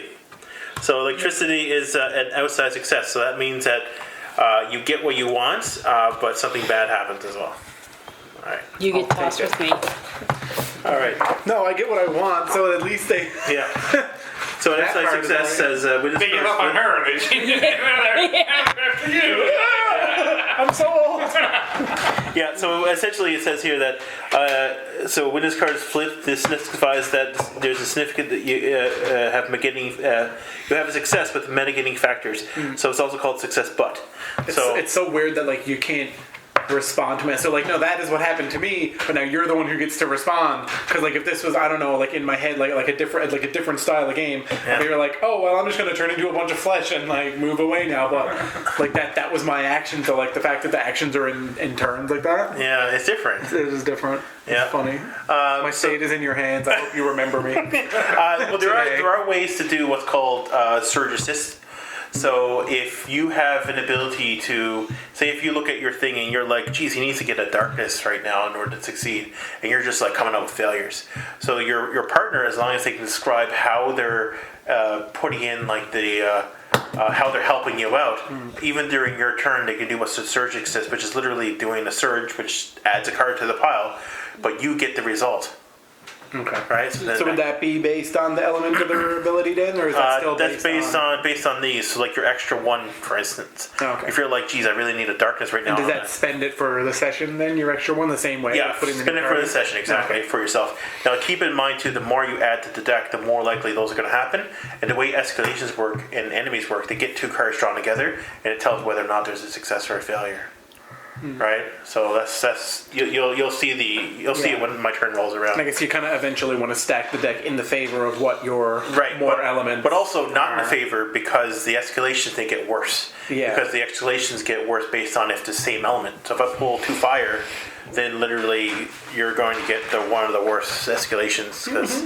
Then we're all thrown off the wall. All right. So in that case, then. All right, success, but okay. So they're all like, oh wow, the brightness, and they're just kind of like, oh, they let go of the girl and stuff, and they're like, oh, just like, oh, we can't keep fighting and whatnot. And from the background, you hear like somebody like trying to take advantage of this situation, and the next thing you know, you start hearing like people yelling at each other and getting more angry. So like not only did you pacify them for a moment, they're more upset at the fact that their eyes are like, I have to shield their eyes from the Disoriented. they're more disoriented. Yeah. And everyone who didn't see the light just saw my weird flesh. Yeah, they're like, yeah. So like everybody in the crowds are just kind of disturbed and upset now. It is time to leave the market. Yeah. That goes to me. Yeah. All right. So my first creed is that the wise have a right and duty to direct the world. Okay. So this guy probably doesn't think the factory workers are wise. Okay. So he probably isn't very happy about the fact that they're A, stuck up, B, trying to throw you over a cliff, and C, fighting with you. Now, He's got the eraser in hand. Look out. at the moment, I like you and will help you. Or the opposite. Okay. Let's see what you got going on here. Give me no help barcode. you. Hey. No barcode whammy. What happens if it falls on the side? What happens then? Oh, all hell breaks World loose. ends. The floating city just starts to fall into the swamp. Cataclysmic event. So how close am I to some of these guys that are reporting in front of me? Oh, you can be as close as you want. Okay. Can I eat one? Yeah, sure. I do. Yeah. Satiate to jaws. I'm going to unhinge my jaw, try to eat one of the dudes that You he's said blinded. eat, but I heard yeet like you were going to throw them off no, the wall. So I guess both funny. So that's interesting. So what would be your intention of doing so? Like what was He's like? hungry. He's always hungry. So you're and he just- doesn't like these guys. And he's helping me. Okay. All right. He So likes me today. that's interesting. I like it. Okay. So you're basically just saying you basically like try to shut up the crowd kind of idea, I guess. If I eat one, surely they'll be scared and run away. Preferably one that has like a chicken wing or like a drumstick or something in his hand. So he's more appealing to eat than some of the You can see others. his flask in his pocket, so you get a bit of booze with the meal. Interesting. So you're not really. Do you feel like you're protecting them, or do you feel like you're trying to like capture somebody, or is it just literally like you're just hungry out of just defense that your character just wants to eat one of them randomly? So Craig's hungry. That's kind of I need to know kind of like the intention of He's it. randomly looking to eat somebody because he thinks he might be able to get away with it because they're temporarily blind. Oh, they're all blinded. Oh, okay. They're all recoiling from the Okay, light. so that sounds like a sneak attack. It is neither. So that's a help lion or waits. That's darkness. It's a dark. He's not helping Yeah. or not helping me. He just. Crap, I've only got one for darkness. Yeah. Okay. So whatever happens, happens. Stone. Stone. So that's next to each other. That's a success. Okay. So you're able to nab one of the one of the guys in the light. Everybody was like, "Oh, what's going on? Oh no, we can't see anything." As the light fades away, one of the members. At first, they're yelling at you because they're like, I don't know what that is. That's weird. My trench goes back on. No one At knows. least he gets to forget. We get to do their Isn't that right? Yeah. Isn't that right? Maybe that's why he's been my friend all these years. He forgets about my weird flesh. Isn't that right, Joel? Joel?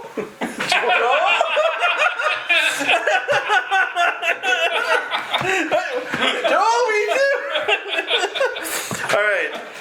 So now we're gonna go with. So now it's back to me. So there's two different things I got to do here, and I better keep that. So is that one like Wait, look at that. Where's the washroom? Oh, it's on the second floor. Second floor. Just keep going straight and to the right. to the right. Yeah. It's the one with the wall. Yeah, the wall. The wall is the toilet. Yeah. So is that the outside success? Is that like just strictly something good? No, like minor. bad? Outside success is you get what you want, but something bad will happen, right? So I guess the idea of bad, I guess I'm supposed to kind of put another escalation on that. But where the idea where the person's missing and where it's my turn, I can kind of go, okay, well now we're going to see if the situation gets escalated worse beyond where it's to now. And that's essentially where I'm going to be at right now. Easy. So, but yeah, so like an insight success is something and something else happens. So you get what you want and something. So like better if you happens. keep So if rolling, you does it land- just not stop? Like something keeps happening continuously. Always. It's like There's no ending, a right? rolling. So if it lands right on the one, it's what you get happens plus something else Something good. else, If yeah. it's one to the outside, it's you get what you want, but then something bad happens. wouldn't that be the next? No, you don't get what you Or are want and all something bad three- once. Or is all three? So like if It it's depends on water, where it is is. stone, water, and electric all? No. So well, kind of. So if you do a water and you get water, you get what you want plus something good happens. Yeah. If you get electricity or stone, you get what you want, but something bad happens. If you get these here, you don't get what you want and something bad happens. You don't get what you want, but something good happens. And if you go in these here, you don't get what you want and something worse happens. Oh, okay. That doesn't make sense. Yeah. So if water is the example, if you get that one, you get what you want and something good happens. Yes. So basically it's a bonus plus a bonus. Right. The outside success is you get what you want, but it comes at a cost. Like something. But the other one is you get what you want and something good happens. This one here, you don't get what you want. these one you don't get what you want, And but it's kind of, so it's kind of neutral. but something else. Yeah, something not necessarily positive. bad, So you don't get what you want, but you do get an like- inkling of something good. Maybe one of the other guys stumbled and fell off the wall, right? So like you wouldn't have pacified the group, but maybe you would have incited the other guys to team. fight, Yeah. right? And then the other one is just you fail and something. And then something else happens. Yeah, it's like a double failure. Yeah. So you get a good one with a fail. Yeah, you do, but not good. Like you don't get what you want though. That's the We thing. have popcorn there. Do you guys want me to put some popcorn on as well? I'm good. The bowl might be handy though. Yeah. Oh yeah, we can get a bowl. So just that's something to keep in mind too. Like when you're the GM, if you get an outside failure, you got to keep in mind that even though you get something good, it cannot be what the person wanted. That's why I'm always trying to find out what your intentions are. Yeah. And so something good but unrelated. So like, if he was trying to save me, his action wouldn't save me, and I guess the good that comes from it shouldn't save me by virtue. So it's not like, oh, well, they noticed what's happening and the strike team came over and now they're going to save you because it needs to be an action that's irrelevant. Yeah. Like, it didn't distract them, but someone dropped something and you can pick it up now for later. Yeah. Right. So something like irrelevant that. to the current situation and what you were trying to achieve. It could be relevant, but you just didn't achieve it. So like basically, it's like you didn't save the person, but one of the members is sort of questioning whether or not what they did was good or not. But you still didn't save that person at that time. Yeah. Right. Someone else still needs to fix the situation That's overall. right. Situation. That's kind of the system, right? So now we've got two different factions. We've got this. I guess we got the marketplace too, but I'm going to just say that's part of the escalation because you're not really fighting. But I think the real one here at this point here is just the factory workers. It seems like they're the ones that are the focus point, and the strike team hasn't really involved themselves. So we're going to do. So there are all different kinds of draws too. Like for instance, you can do an opposed draw. We've been doing what's called simple draws, which is just you draw off. Technically, we can do an opposed draw as well. So if you're going against a particular player, that could be you could draw a card and the other person draws a card based on their actions, and then you check out what the opposed is, and that tells you whether or not what your success is. Generally, that means like. So like if we're disagreeing on an action? Yeah, so that could be like if there's no actions that are actually part of these abilities here, we could draw an action and then draw an opposed action and then calculate how close those two are together, which is kind of like how it works with escalation. So I'm going to show an escalation now. So first I'm going to do an opposing draw for the here it is. So the non-player enemies, okay? What? So watch now, you're gonna get fire and light. So to determine the actions of the NPCs, the GM draws from the balance. To do so, they just draw a balance, look at the action table to determine what the enemy's actions are. This is the exact reverse when you determine the player's element of actions. Instead, you look at the NPCs. Yeah. So basically, I'm going to find out what they're going to do based on the card on top. And then we're going to see if they're successful at it or not. So, so yeah. Actually, no, it doesn't tell me to even do an opposing draw. Okay, so it's kind of the opposite way where you flip the card and then look at the thing on the back to see what they're... So water. So then I kind of go back here. There's another This is just a quick guide. There's more of a detailed guide of these elemental actions in here. So if you're like going, geez, I don't really know what the breakdown of these would be, they have it broke down in the book. I just can't find it at the moment. It says a water action. So the...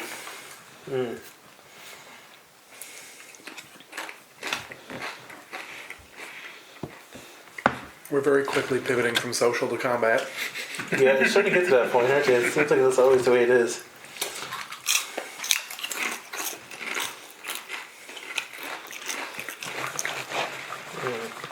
Alright, so I'm going to get them to utilize surroundings. So what that means is that they're starting to like pick up items and stuff, kind of like to give themselves some, like almost like arm themselves with the merchants' items without paying for them. So they're literally stealing from them and picking it up as if like, you know, it's ours anyways. That's how much they defend themselves. A bunch of carrots at you. Yeah, it could be literally anything. Yeah, so they're kind of like just picking up items from the merchants and just kind of like oh, action's about to start or something, right? And they're kind of preparing themselves. These old men. Yeah, you're gonna beat up these old men. Yeah, that's right. So now I'm gonna do the escalation part. So should be avoiding combat, not encouraging it. So in the escalations, what I do here is the escalation's unpredictable world, and things offer a wary or worse a possible time. To present this, shifting the fate inherent dangers of the world, escalations is employed. Before passing the roll to the GM, so I'm about to pass my roll, because we've expended that, the GM will draw 2 cards from the world balance, noting the element of the first card and the relationship to the second card. If the result is a perfect or outside success, the world of the escalation table, the GM should look at the escalation table and interpret the element of the first card. The escalation effect then is incorporated into the story as the GM narrates how the situation turned in hand. If an Aether is drawn, either it's the card that's the escalation or not is treated as a success, consider the element of the second card to be magnified. If the enema is drawn, it is considered a failure, and it's considered a failure if it's for the other card as well. So if both enema and Aether are drawn at the same time, they make another escalation draw, which is not common. There's only one of each here. After resolving an escalation, the player who is the GM can pass his or her turn. The GM status then starts with the next player. That's an alter. So now I draw. You're flipping based on like the 2 cards related to each other or related to their water? So the first one is water. So this is going to be a water action. The second card is going to be whether or not it's a success. A lot of water coming out. Yeah, well, there's a lot of water in here. I believe we had like 5 water or something. True. So water darkness. I'm trying to remember now. So water was what? This is actually a good one to print off, I think. So water was, all this kind of stuff. Utilize surroundings. This is what they did earlier. Alright, I got an idea. And darkness is what? Darkness is an outside failure, hey? Okay, so in this case here, like there's no escalation because it's not a success by any means. Is it? I know. It's the one where we don't get what we want, but something good happens. Yeah, so for escalations, if it's a success or failure, it just stops. So like on page 225, as an example. So we'll go to 225 page, which is, what, the very back of the book, I guess, is it? Oh, here it is, escalation table. Oh, here we go. This is it. So I pull the water. So, enemy gains immunity to protection against one of the party's weapons, or the enemy regenerates from any wound suffered. So in this case here, or unless it's like the party information is questionable information. So because it's a failure, nothing actually happens here. The GM determines the elements. Oh, here it is. I'm sorry. Neutral success. Okay. The action is unsuccessful, but there are some positive effects. After looking at the draw, before the GM narrates the redraw animal surge. Okay, that's okay. So sorry, 2 cards. If the first card is a perfect or outside success compared to this other table, if either card is an animal, do not trigger. Alright, so that's only if it's a success at all. So if you draw an outside failure or any type of failure, it's ignored. No escalation. So in this case here, the world did not escalate. It didn't get worse. So in this case, success is for the escalation, not for us. So success is bad Yeah. for us in this. Okay. Yeah. Success is bad. Yeah. Which I'm gonna have to print off these because it seems like we're gonna be using this book. A lot of flipping to those, yeah. So now the GM ship moves to the right, was it? And then yes, because I'm the left. Yeah.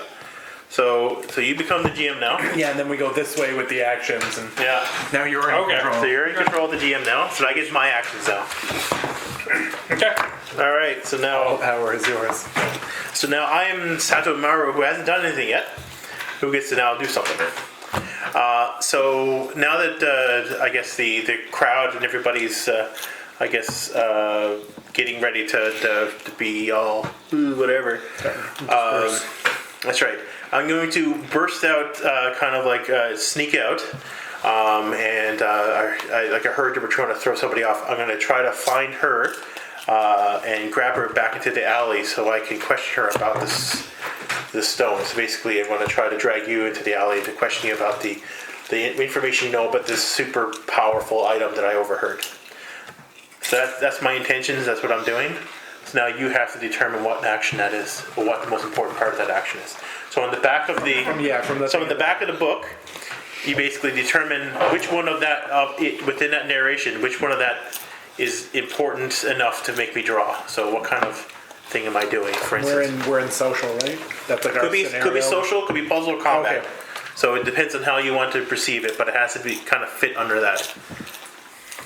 Knowing his. So the idea is kidnapping her to bring her into the alley to threaten her on the information that I need. So any of that. But presumably you want to do that without attracting the attention of all the factory workers are now distracted. Exactly. Yeah. So I would say that falls under puzzle. Okay, fair enough. Yeah, you can fall under puzzle. Yeah. So basically, just gotta determine which of those things are the most important thing, because when I fail or succeed, that's where the narration is going to take place. So I don't get to choose that. Move object with force. You do. Move object with force. Technically. Well, you can't call her an object. No, but this is to his character. We're in character.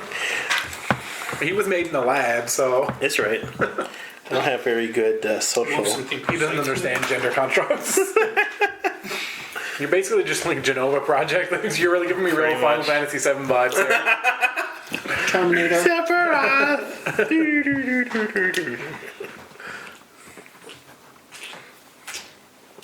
I need to play him in Smash. Sephiroth and Smash. Yeah, he was the most recent addition. Can't say it's what I was expecting, but it's what we got.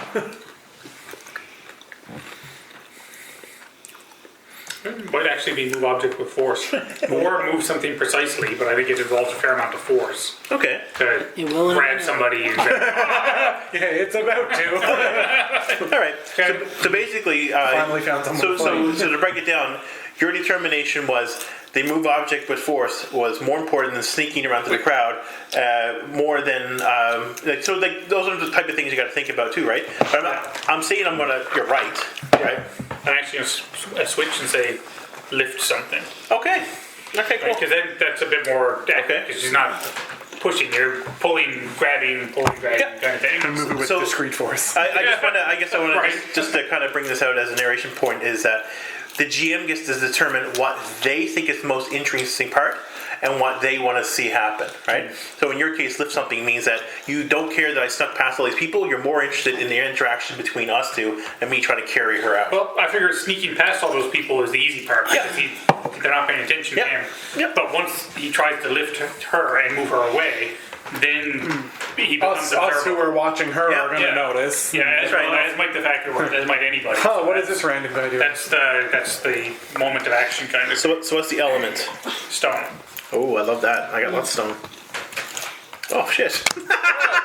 We did it. That was easy. So you got a narrated success and something else. And a negative as well? Double positive. Positive. Double positive. This really Yeah. feels So- like Hand of To Fate. give you an idea, It's very interesting. just go back to this page here. If you go back a couple more pages, I know this is really sucky, but here's the perfect success there. You should try that game, Hand of Fate, at some point, because this is very similar to it in kind of video game form. With the you either draw success or failure, and that's what happens. It's a fun game. the combat sucks, and I almost wish they didn't have it, because like you'll go through all these scenarios with pulling the cards, and like you'll read about a scenario of whatever happens, and then you'll be like, okay, well, either this is going to be success or failure, and you can make choices of what you want to do. Like, you find someone on the street, and you can help them or fight them or just leave them, and then the cards will be drawn based on that. But then if you get into combat, it kind of like leaves that. Oh, weird. I wish it just didn't have that part. Just play it as a text-based game. Okay, so the first part is easy. He moves her, the factory workers don't notice. Okay. The second part, now it depends on what your perspective is. Do you want the old guys to notice, or do you want the old guys not to notice? Okay, nobody notice. What's that? I want nobody to notice if You I don't want can. anybody to notice? Then we don't notice either. Okay, perfect. It worked out perfectly for you. Okay. Not so perfectly for us, I guess. You're like, where'd she So go? was there an and with that, or is that the and? That's the end. Okay, the They end. don't notice, and we don't notice. Okay, your turn. So Tell me what you know about the cornerstone.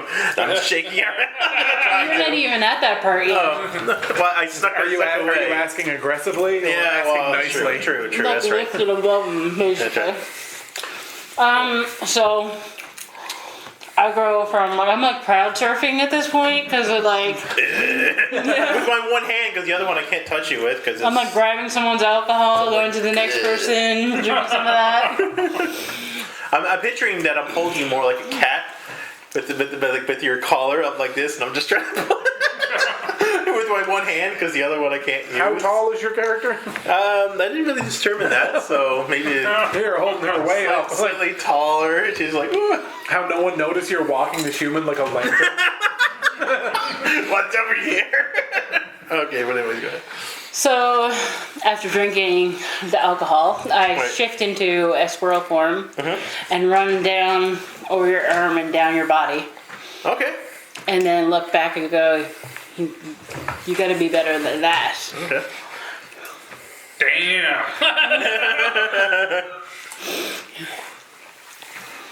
So it's an escape, I guess. Yeah. Movement.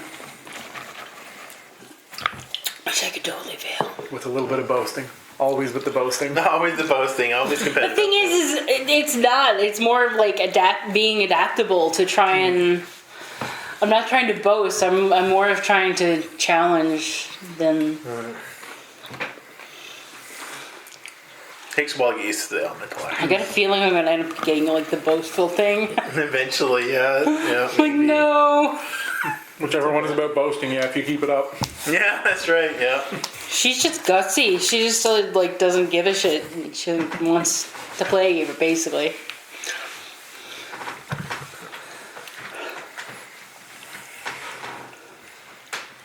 You're gonna boast. Social action, boast, air. Okay, Aaron. Go Yeah. ahead. Stone. What the fuck is it with stone? That's a failure. Do you have any additionals in there? No. You can always anima surge to make it into whatever you want. Does that get rid of my ear though? No, you have to use another element. So you would have to choose what element you want it to be, Okay. and then you would put a check mark on it and add that to the thing. But you can't do it if it's your only one. Okay. Yeah. Oh no, you can. You can do it if it's your only one. I'm sorry. It just is checked off. So what if I? So you're doing an air action. Just keep that in mind. So an air action would be an inside success, but a fire action would be an outside success. Yeah, but then I'd have to use the only one I have. Won't I? And you'll be adding air to the deck permanently. But like you could use fire and get the outside success. You could do that, yeah. So like you succeed, but some other. Or any other player, except for the GM, can do a surge assist. What do you recommend? I don't know. You don't have to. You can just take the outside failure. I'm just saying, like, what's the? Using like fire might be an example. Better. It will. Yeah. I forgot to say, yeah. If it's your last one, you can't do it. I'm sorry, because it will actually reduce your amount of cards you can draw for fire Yeah. now. So that means that you check off the one furthest away, and that'll be only 2 draws you But get. then can I get them back the next game? The next session, That's you'll just get it all for this, back, for yeah. this session, Okay. yeah. So, Yeah, then I'll Probably do it. fine. So you're getting Right a now. fire. Okay. So now what will happen is the result automatically changes to an outside success, and fire is now added to the so your pile. thing happens, but there's some Yeah.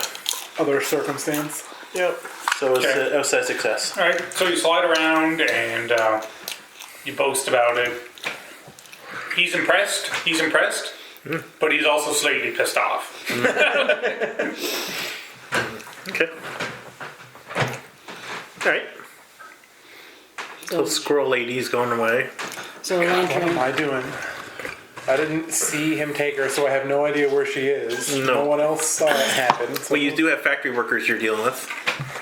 didn't they all decide they were gonna Be nice. fuck off for the day? That's true, I suppose. Yeah. You can turn in and add some flavor if somebody can't decide what they're doing. I guess. Well, I guess Did what I I miss could something? do. I thought they were gathering weapons to attack us, not go on home. Yeah, the escalation thing happened, and it was a failure for them, Oh. right? No, the faction itself has automatically got what their action, which was their arming themselves. The world escalation, meaning that I would have added a new element. Oh, So basically, I'd be like, there's a dragon the now. water, the water flip was them. Yeah. So that was their action, Yeah. and they succeeded in that. And Well, then the second yeah. one was the double draw you did as the world. Yep. They don't get a success or failure. So what happens? They just draw, and then I narrate what that is as though they did it. Right. So that's what the NPCs. You don't get one card, but unlike you guys, where you guys get to narrate it and then see how close you are. So they only get whatever the world says, because technically, they are the world. They're part of the realm, so they can Yeah. only be controlled by the world elements. So they were like grabbing weapons. So like I did my little flash Yeah. of light thing, and then he ate one of them. So I'm gonna as soon as that happens, I put the thing away, put my coat back on, and turn around. I'm just gonna try and walk away, and like hope that in the flash of light they didn't see who did it. So I'm just trying to like move away from that situation and hope they're focused on the person who literally just got eaten. So I'm just like distancing myself from that, and I don't know if it can be part of the same action. Like I guess you can say yes or no, but I'm just gonna move away, and like I'm trying to kind of scout the area and see if I can see the person who was talking about the cornerstone. So the GM has an option. He can just say which one he wants to see the most. If he's interested in both, he can make you draw for both actions. Yeah, but you can just make him draw for one. It really doesn't matter. So whichever of those you think is more relevant. Yeah, more if you, relevant. If you think the getaway just happens, or if you think you're more interested in the. Yeah. So you basically can narrate a story, and then it's just like, this part I want to see. What happens with this part? But I don't care about that. I would think logically, as he's trying to get away, they're going to try to stop him. Okay. That's, But they're pacified too, so are they pacified too? yeah, his lantern pacified the. They pacify the group that was The group holding that you, was- but yeah. didn't really pacify everybody. Oh, Yeah. I thought it was all of I them. was just hoping that the fact that you ate someone trumped the fact that light came out of my chest. I don't know which of those is more fucked up to see on a daily basis. Like, I don't know what the regular goings on of this city are. Is this a daily occurrence? Phil, So I'm going to Phil. say a couple of guys that are milling around grabbing stuff off merchants' carts. I mean, they probably don't want to dive right in, given that you just like blasted light out of your torso. So maybe they'll like huck some candles at you, or Like, carrots. maybe this guy's not normal. So he has to do an. So basically, you got to decide what he draws, and then you come up with a narration. Okay. Yeah. That's a little opposite, right? Because usually Okay. GMs they just respond, right? Based on my action. Yeah. I'll probably be able to jump into this easier where I haven't done any GMing before, so it's like... Yeah, it is easier. and then if I ever try to actually GM, I'll be like, okay, so what is the action? Where's my element? Where's your yeah? That's right. What's your intentions in your narration here? What are you trying to perceive? Right? What is your intent? You need to dodge an attack, Okay. which is water. Right, go ahead. Enjoy your.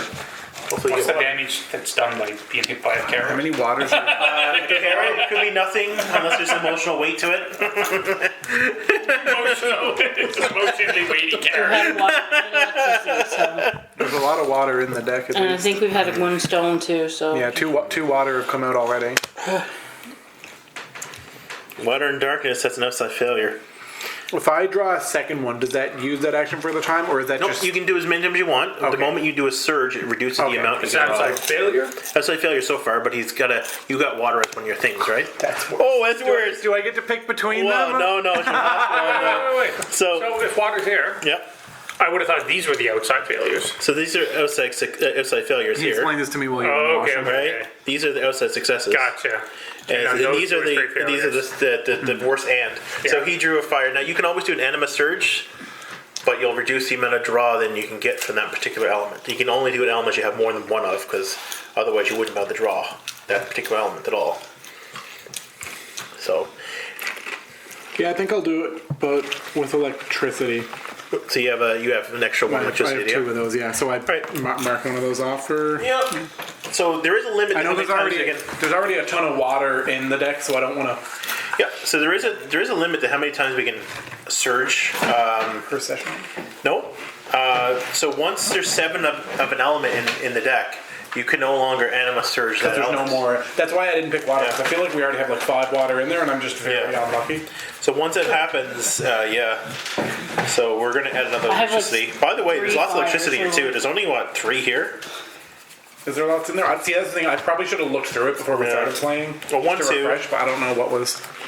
2, 3, 4. So Okay, so that now gives there's you an 4 idea. in here. I don't think there's a lot of fire in there. No, there's not a lot of fire at all. Most of it's is fire. All right. Okay. So So now it's a. That's a double success, basically. No, because it was water action, right? So it's just like So I success. put electricity in, so it's not. It's, Oh, okay, My yeah, thing fine. succeeds, but some other circumstance. Yeah. happens. So a good thing happens, but a bad thing happens in the turn. Okay, so the carrots and the candles and stuff that are flying at you, you don't get hit significantly with any of those. And you dodge into an alleyway, but it's not the alleyway which contains the person you're looking for. There you go. Fair enough. All right. So now is your turn. So now what would happen now is you look at the factions. So right now we've got the factory workers. We also got the strike workers. You make actions to whichever factions you want. So basically you draw the top card, and then you narrate what they do based on the results of the card. So you just draw the top card, It's backwards of what we Yeah. were doing. So you flip the card, and then you. and then you narrate what they do based on that chart. Going with the factory workers. Okay. So they do a fire action. Of course they do. So then you check out the fire actions, and then this is what they're gonna do. Just one of these? Yep. And then you narrate it, what they actually did as part of the fire action. Move object with force. Attack. I keep saying it. Head-on attack is one of them. It's the first one on the list, and it's what I read upside down. Oh, is it? Move on. Move object with force is really stuck in my head now. Interesting. They're annoyed at the candle maker because his candles weren't sufficiently, effective as a weapon. Okay. So they move on. couldn't even take out an old They man. grab his card and they're starting to push it towards the wall. Oh no, they're taking all of his candles and shit. You Poor take guy. candle. It's just Wow. That's a wow. Is he also a kobold? I love strike it. workers. Yeah. Oh, you're the strike workers too. Cool. Yeah. They do it stone darkness Darkness. actions. Okay. Lying in wait. They take their weapons out.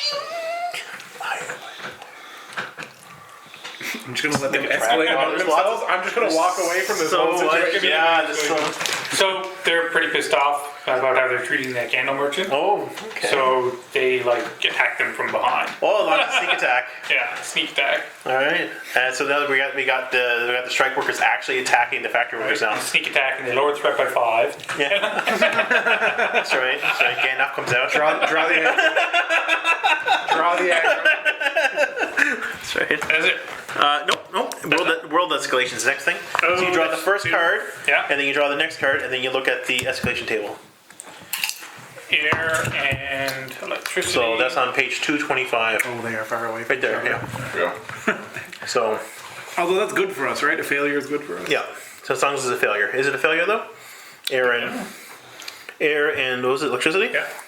Big old failure. Yeah. So nothing happens. Okay. There you go. The GM ship rotates, you get GM, and then you get your Oh action. boy. I'm telling you, this is a wild game. Moment of truth. I'm going to have to print off almost like a book for everybody. Are you ready to move objects with force? That's all I know how to do. All right. Yeah, I know we're gonna get ready soon to go. The other old man gets to take an action. What we can do is clue up the scene, and then we don't actually have to resolve the cornerstone until next time. But at least we got an idea of the scene, right? And Mike can come back and be like, so what happened last time? World building. You just lay this down and press play. Yeah, What okay. happened? Here's what happened. Nothing. But if you're uploading those, it's actually pretty good. Like if I ever did have to miss a session, I would literally just listen to the last one to see you what don't I know missed. what happened. Yeah. Yeah. You wanted to do that, I think, for Mike too, didn't you? Yeah, but we ended up canceling when one person dropped out because that game is a. No, I'm was talking more of about a this game, party. Jason. Oh, this game, yes, exactly, yeah. It's my turn. Isn't it? Yes, it That's is. why everybody's looking at me. It's like, what's going on? You just finished the GM stuff. I am lying in wait. Yeah. I didn't know what I was going to do. All right, so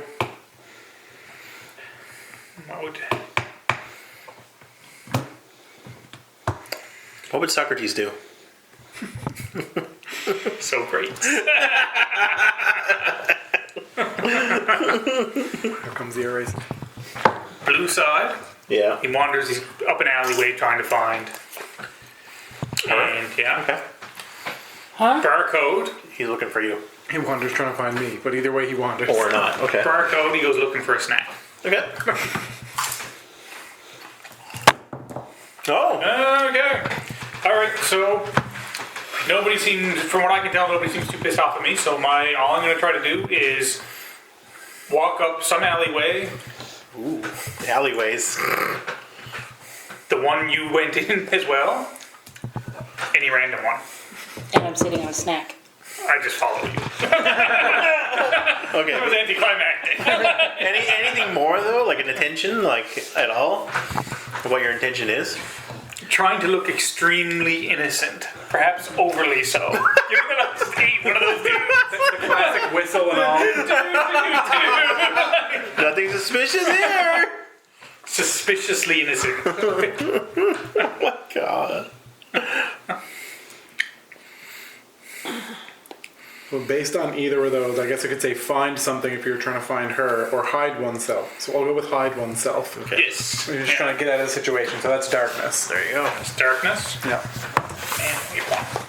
You don't get them cards, so whatever you get, you get. Fire! That's not good. No. That's an outside failure, isn't it? Or inside failure? Where's the So that's outside failure. outside failure? It's the second. So you can. So failure, but something else, I'm gonna burn one of my stone things here because I don't really want to be torn apart by a mob. Alright.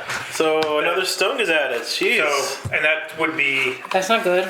an outside success. Alrighty. Well, it's good for you, but it's not good.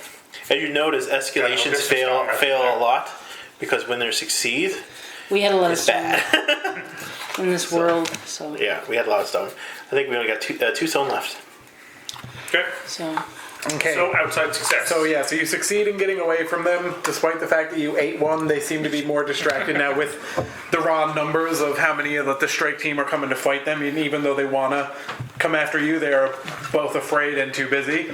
But in walking away, you follow the wrong old man in a trench coat. One old man in a trench coat going up an alleyway. So you What the town is this? you actually end up in the alleyway with him, who is currently just generally pissed off. Alright, well. Which I guess you could spin as a positive because the party's together, but I'm going to say it's a negative because you're neither friendly nor happy right now. So I am muttering to myself. I'm getting a little bit, not really pissed, but I'm more like, where does that squirrel Where'd she get out go? where's that squirrel? Literally, I'm saying that, yeah. And when you're coming up the alleyway, I noticed the person in front of you, and you're dressed differently, I guess, than the other person, maybe because you look more vulnerable. So I decide that I'm going to take advantage of the situation, and I say, come up to you and be like, "Where's the squirrel gone?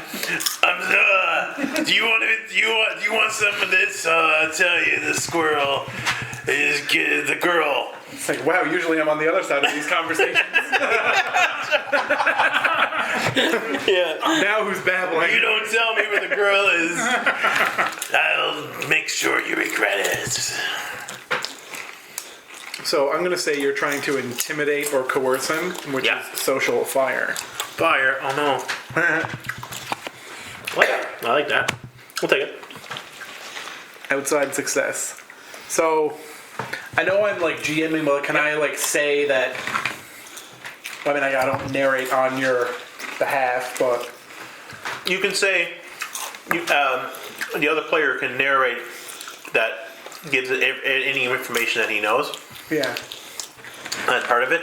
So then you can kind of narrate what you say, and then you can just kind of describe any other actions that come along with it. Yeah. So yeah, you succeed in intimidating him, but I guess the failure is in that he has no clue what you're talking about. So you can kind of battle to him, and Oh God. whether Girls, you, there's no girls. I hate girls.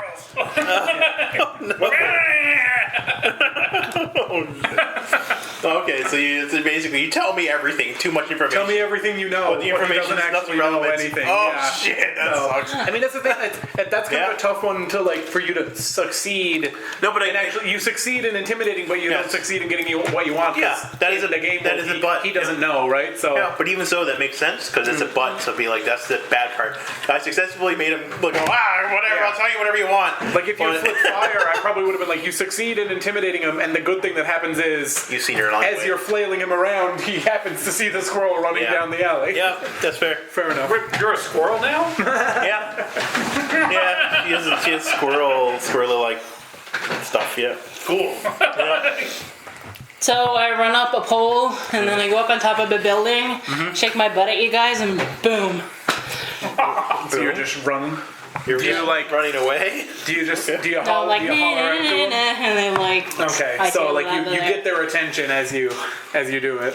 Well, I already kind of had his, so. No, I didn't because I didn't know where you were. I was trying to. He just said, and then he revealed me. No, he didn't. He was, No, sorry, I said if he had gotten the fire and it was the double Oh, success. So it was okay. like partial success in that he intimidated him, but he had no clue where you were. So Oh, I thought If you said, wanna and change his- based on- he and doesn't his know. eyes went to he the told me squirrel. all the information he knows, and none of it was relevant. 17 days later. That sounds like an Undertale thing. Yeah. So yeah, if you want to do something different, knowing that he doesn't know. Yeah. But you know that the people are fighting too, right? The other thing was a strike force. I think were actually back attacked or something. So I do the same thing. I crawl up to one of the buildings, and I grabbed a snack, I guess, because I'm a squirrel at this point, and I'm just like, and I'm like sitting on the corner of the thing, just eating my snack, watching everything going on, seeing how everything is resolving See with how it all him, plays and out. what the hell is going on with observing. Predator versus Alien here. Like observing everything. Yeah. Kind of like being a lookout, I guess. Yeah. Kind of like absorbing, see what ends up happening. Instead of joining the fray, you're just kind of a bystander. Observe accurately. Information. That sounds pretty good. That Come sounds on. pretty. Observe accurately. So that's light, Go for it. which we just slipped, unfortunately. That sounds darkness. Yeah. Oh, a success and something. So interesting. So I guess you're succeeding in observing. Is there anything that you wanted to be observing, like that you were specifically watching for, Yeah, because that I can give you as a success? Like, what were you looking for between them and the people? Like, are you looking for someone talking Ultimately, about it, or are you she looking for a wants- fight still? You're Or looking to see which side wins. ultimately, she wants information on the, not the orb, but whatever it's called. The cornerstone? Cornerstone. And generally, she's kind of aggravated to see what's going to shake free with regards to knowledge or information on the feud or what's happening. okay, so in looking around and listening, and you're still kind of above them at the top of the building, so you hear him shaking him down.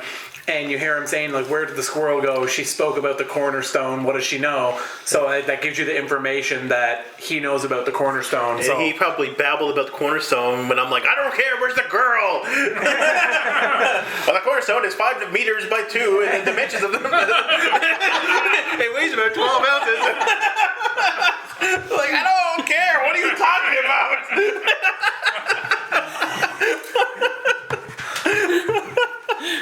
So yeah, so I guess that's the information So nothing. that you got from him. I don't know as like the secondary success. I don't know, maybe you found something else useful or saw something from the rooftop. Yeah, you can say it. In this case, like, I'm gonna throw something a little bit random in and say that as you were looking over, so you heard him, but then you were still looking, and you saw a few people, like hooded figures, kind of together, lift a sewer grate and go down inside. I don't know if you want to think of that, what you will, what these secretive people are doing in the city. Is there anything descriptive or like what they look like? Basically, just plain hooded figures trying not to be noticed and not to be basically being nondescript. Okay.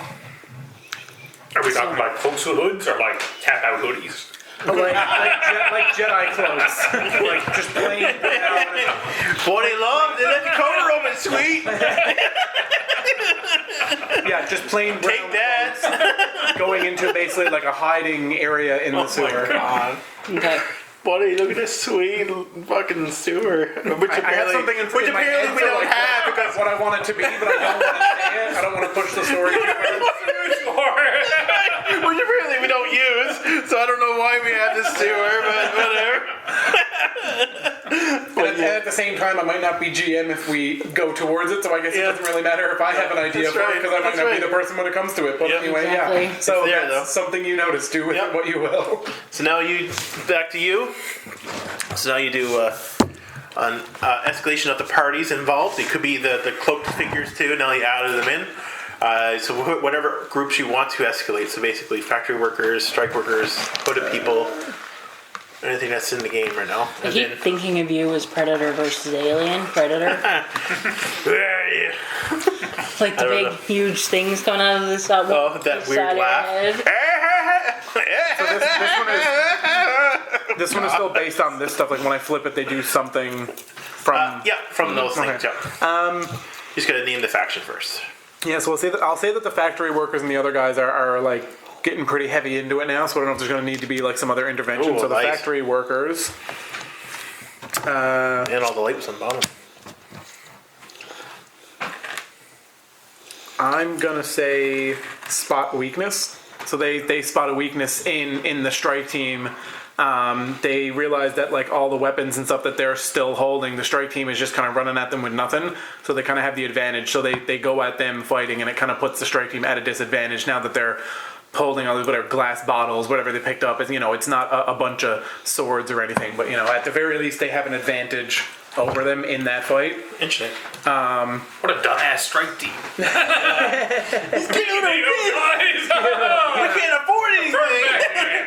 They're lovable idiots. So. They just throw merchant goods at them. I was like, what do you need to afford anything? No, they're just all on stone right now, so nobody dies. Basically, if we want to help the strike team, then they're not doing so hot right now. Yeah. So you don't have to pull for the strike team. You can if you want to see what their actions are, or you can pull for the other one, or you can just do an escalation. So you're as a GM. I'll just do the escalation. I don't want to do too much with the hooded figures because. I guess everybody's ready what to would go they be soon. doing? They're kind of. I know they're just kind of gone. Like it was just an observation of that they exist and they're going somewhere. Yeah. So now the escalation is the 2 cards. I know we need to clue up soon, so I'm just kind of like. This is the last 2 cards. So There you go. So whichever one's on the first one and which is the second one. So they are. Yep. It's a 6. So escalation table now on page 230. Was it 223 or something? It's towards the Quick references. 223. So Escalation table.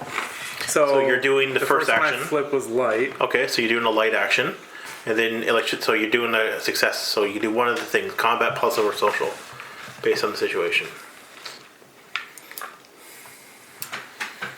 Now you can add in a new element. It doesn't have to be exactly the situation, but you could add in something that falls into those categories. That could be good. Maybe I will talk about that more.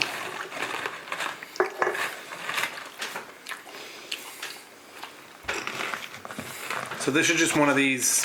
This is like the world escalation thing. Is this supposed to be bad? Yeah, For the party? always bad. Okay. It just like says they like discover a hidden dungeon or catacomb. It doesn't seem like always bad. I don't know. Well, yeah, okay. I guess that's. Or is it just something that happens? I guess depending on what you draw here, it could be good or bad. Like, for instance, if the floor gave away or something and people fell through it.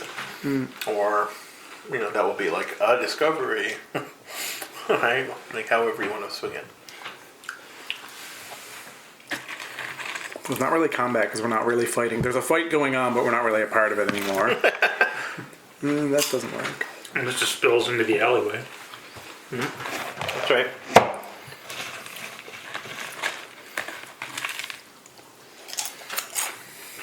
You ate all the chili ones. I did. You didn't like it. You wouldn't like them. They're hot. That's not the point. I said, I mean, leave, like, I was is like, that leave something for me to taste. Is that the Flamin' Hot Cheetos ones of the? No. No. Okay, so it's like they have like a nachos. Flamin' Hot They're like- Cheetos one, and they're really fucking hot. No, Good, it's the New Ruffles ones. hot. Oh, okay. Chili, cheese, something. Yeah, And I was like, 3Ds. just like leave one for me so that I could taste it. He ate the fucking bag. So I'm going to say the party must choose between two paths, each littered with vague clues as to where they lead.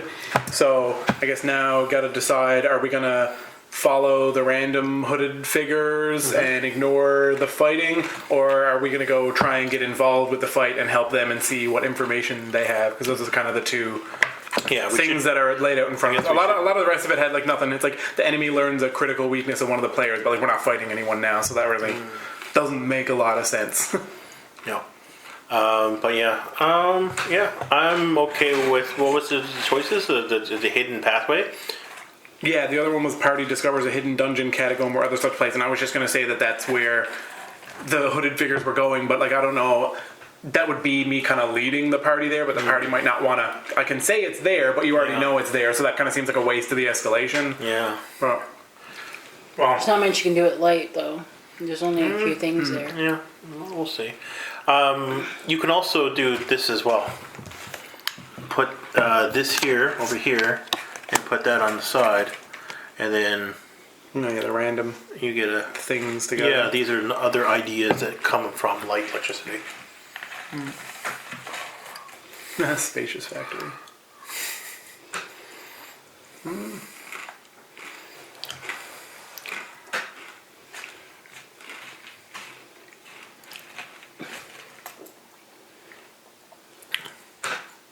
Oh, that could be pretty interesting to lead into next week. There's one that says an old ally of the party appears. I don't know if that's how we could like Could. have Mike come in and then he picks up right up from that if we wanted to leave off now. Well, we still got to, I guess we should stop soon, for sure. Like, I don't know what where we want to leave off or what else we want to do.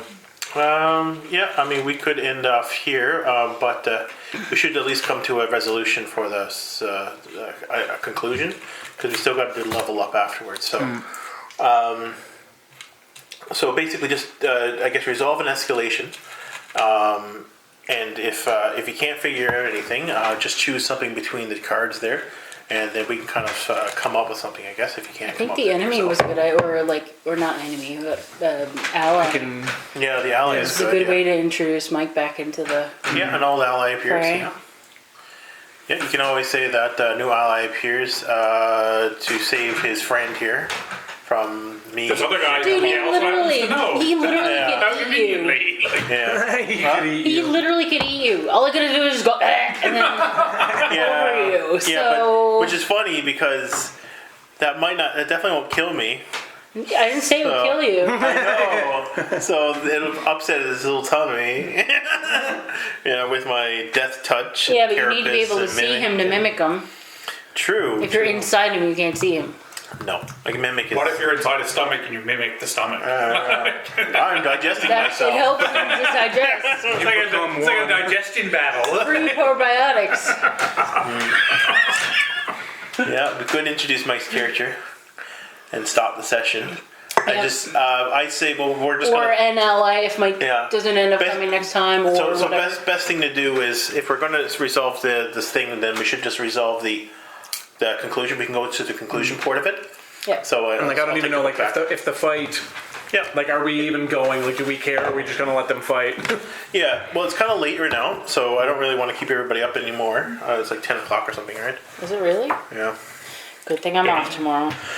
So I thought it would be good to kind of end it here because we're, the sessions are going to go a lot quicker. Like obviously we were still doing a lot of learning and stuff. You never got the GM, but you're okay with that for now, right? Yeah. Or, okay. Start next time. Yeah, we'll start. We'll get you to start No. next time. Mike's got the GM as soon as he shows up. Yeah. That's right.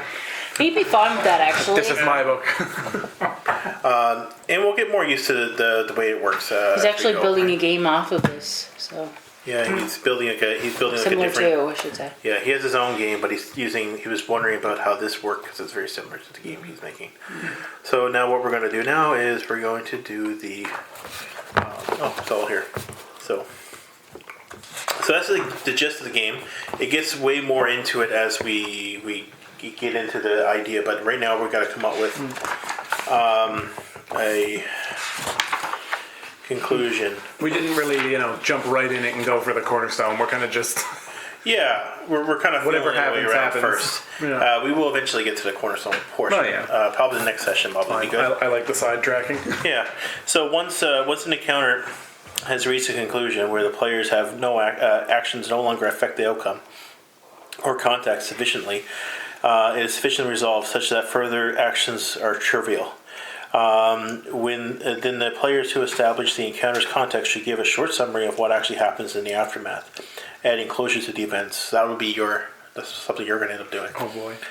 If the party narrowly escaped a collapsing ruin, wow, that's more epic than what we had. Describe how the ruin fades It's difficult because beneath we're not the really earth. a party yet. No, we're infighting party right now. If the party successfully bargained for an item, if a few words get to them. So basically, I guess the idea here now is you could say, like, if a puzzle is being solved or a social conflict being negated, we either solve the riddle or another challenge could emerge from it.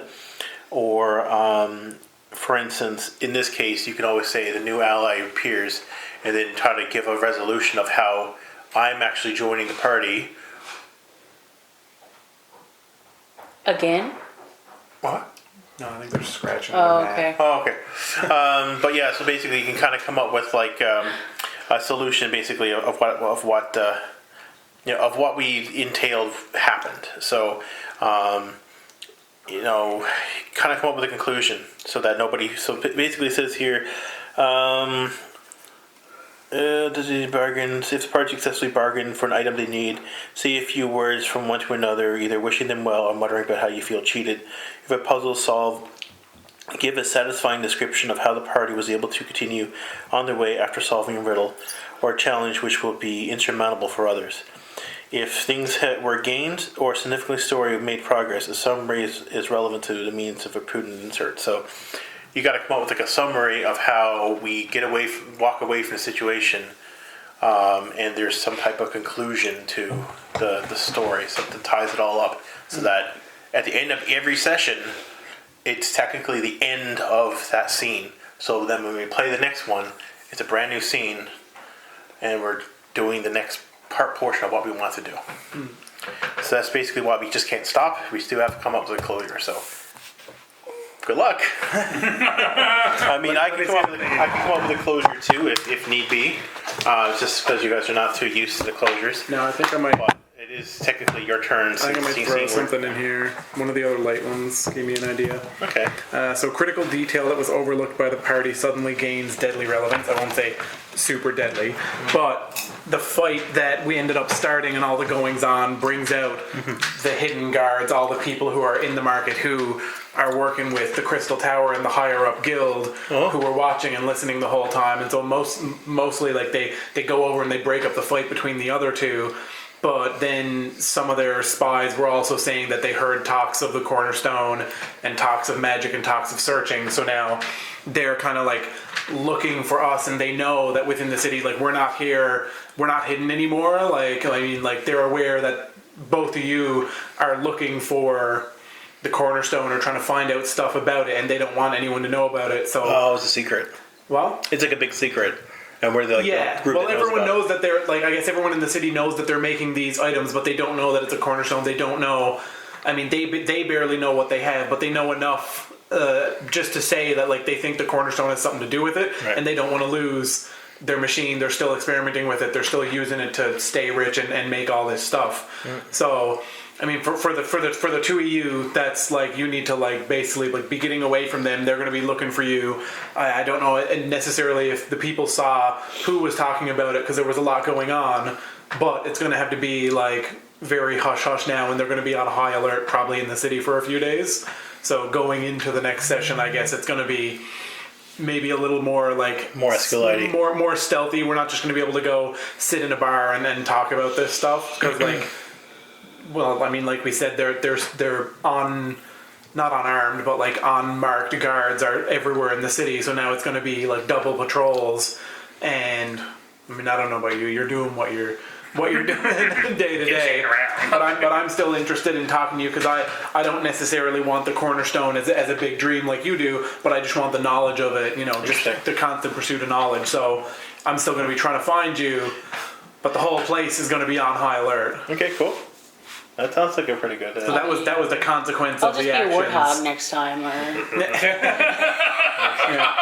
So that will be the conclusions. Now we're going to do the end of session, which doesn't take too long. Yeah.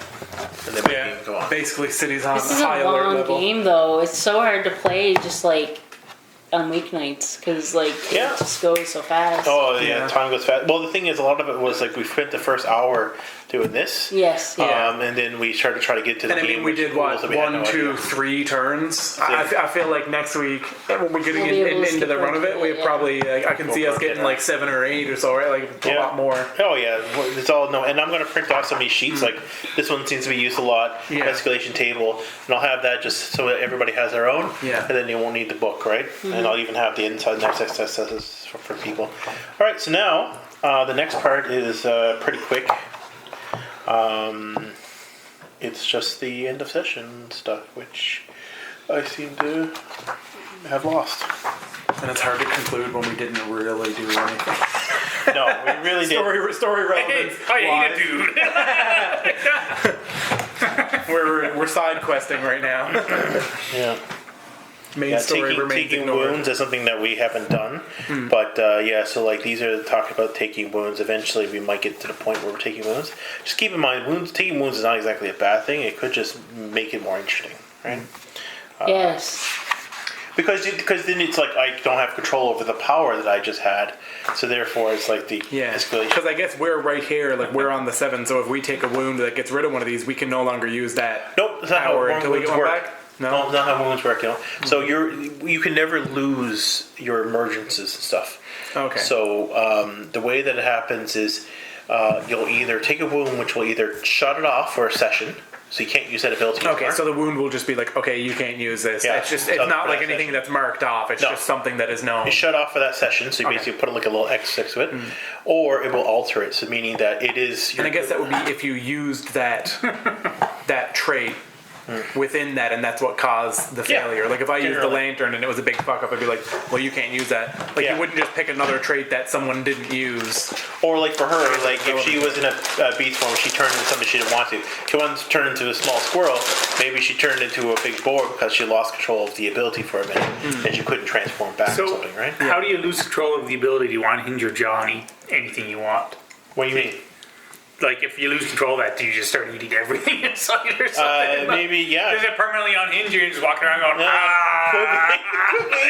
Like that or it turns it off that you can't use it. You just try to The guy use the ability, tasted you can't really do it. bad, so you're turned off Yeah. from it, so you can't use it for the rest of the session. Or you're just throwing up the whole session. Yeah, you're throwing up. Yeah, exactly.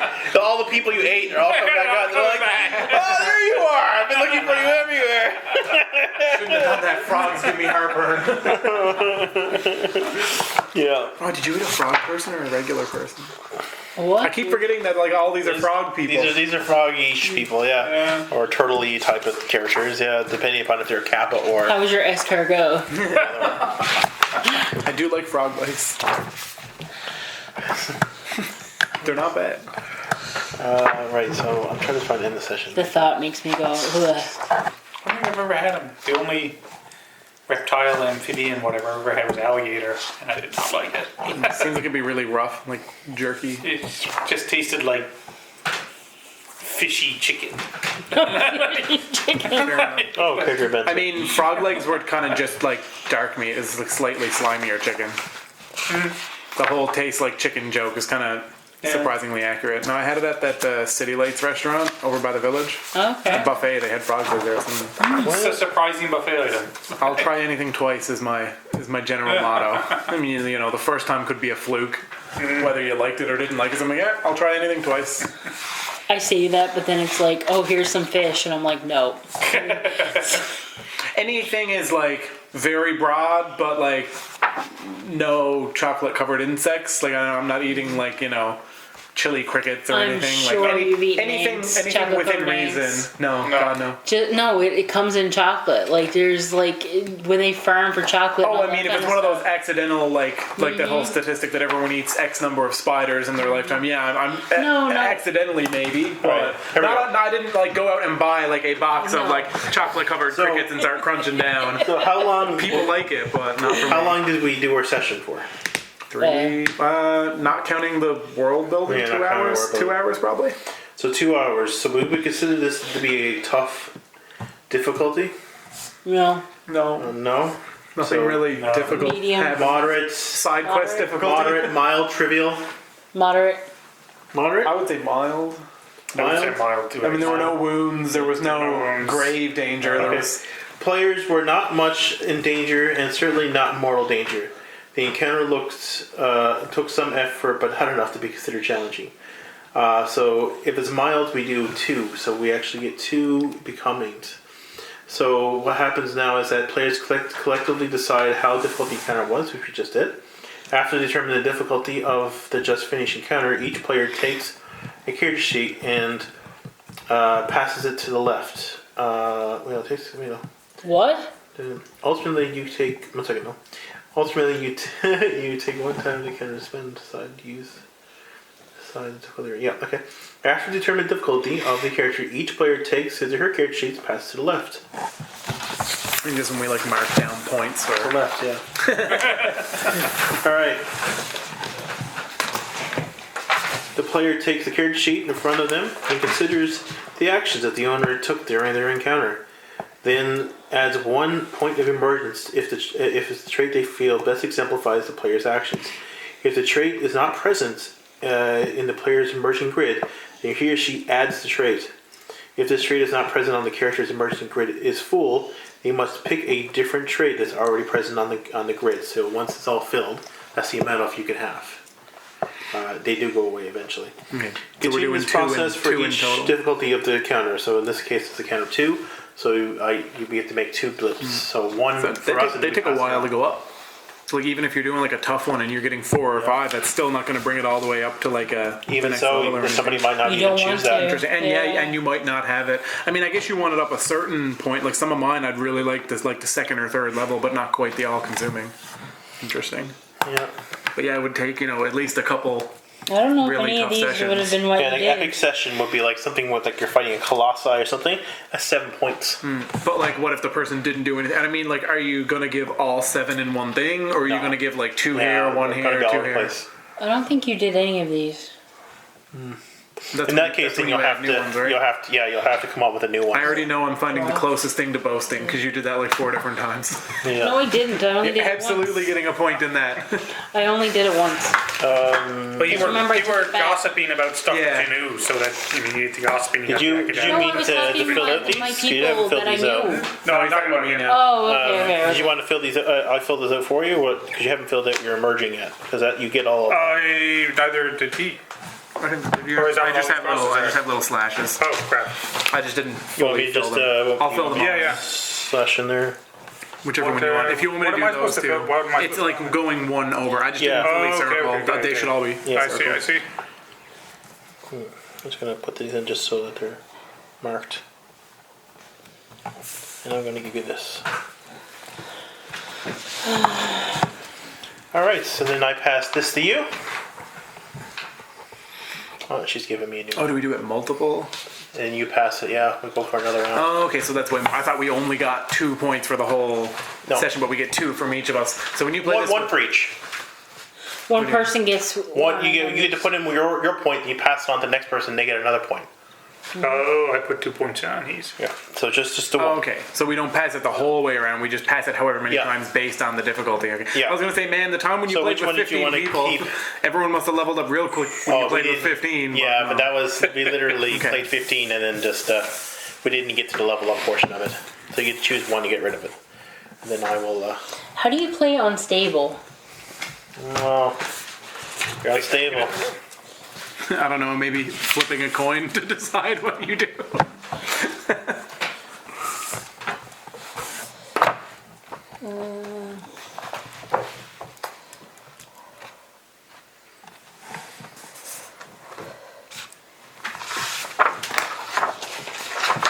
So this goes back to you. You gotta get one in beast form there. Now you straight up turn into a squirrel.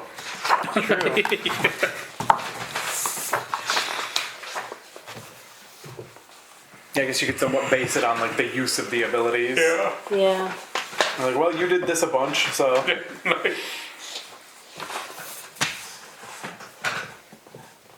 Do you need to write like one frog person in your inventory now until you digest them?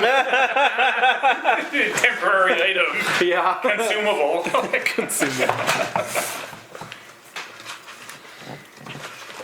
I don't know, for all I know, my You guy's get a got well- like you get a digestion like a well-fed- sarlacc or something, and that guy's with me for like the next 50 years. Yes. Relationships. No.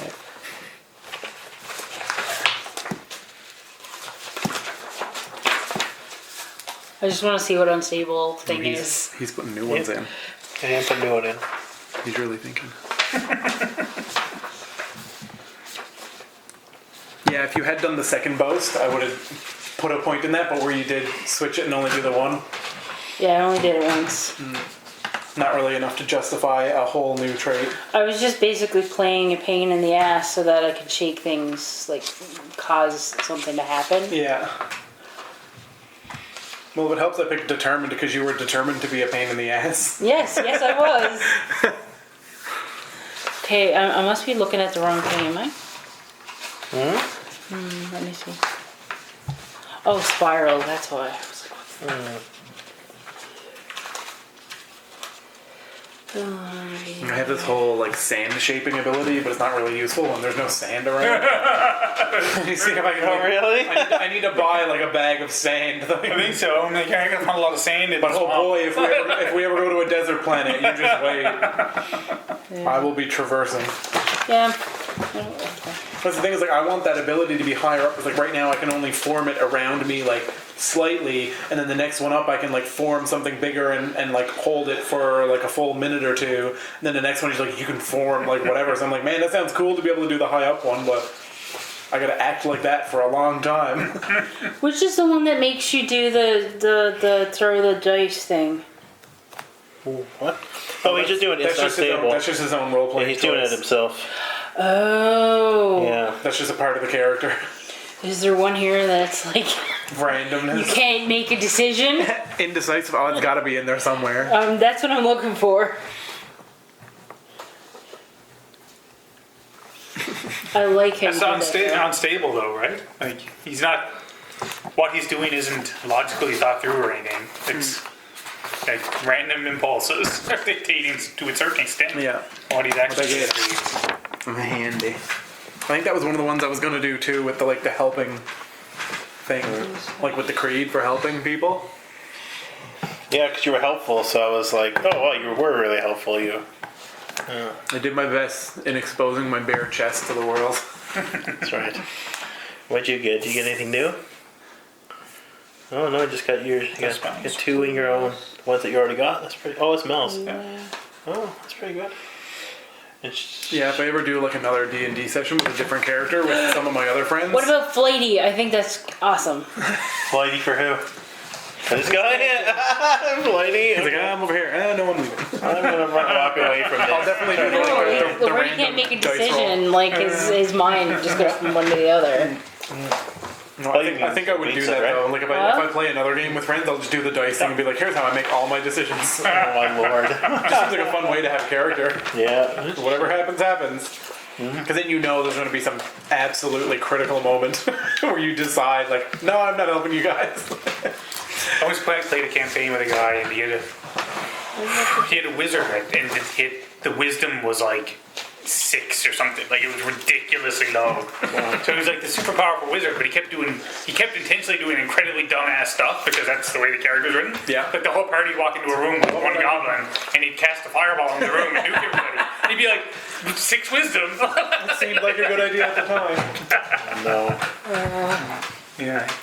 The bonus is once all these are filled out, you're not getting any more. So then you know that somebody's choosing one of these, right? Hot-headed. I like the idea of like the wild mages in Baldur's Gate, where it's just like, I'm gonna cast a spell, but I'm a pretty shitty mage, so I have no idea what's gonna come out of it. Like, oh, I'm gonna cast a magic missile on this guy, and you end up opening like a fucking portal to another world. They're so fun to play in that game. Like, literally, it's. Don't expect the fights to go smoothly, but whatever happens, happens. Who's giving me Such a hand fun cannons? Probably me. Oh, I got hot-headed. Here you No, go. I gave you a pointing cruel. Did you? Because you shook an old go. man. Good. Come on. Elder abuse. You can't speak right now, okay? What You're I joking. love here is that if I keep doing hot-headed things, I'll eventually have a hand of death and a hand that shoots fire. So I'll be like, boom, boom, boom, ah, boom, boom, boom. It's like Swamp Thing and Iron Man together. Yeah, that's right. Yeah, it's like, You won't be able to grab anyone by force then, though. no. You But just blow them That's up. okay. I'll just blow them up with fire. So if you have any surges, you I have you my can erase sheet those back. off now. Yep. Do that next time because I'm not quite sure where my sheet's gone. Oh, here it is. I got it back. Yeah, I gave it So back any to you. checks you just erase. And by the way, nothing happens until you get to superficial. So emerging means nothing.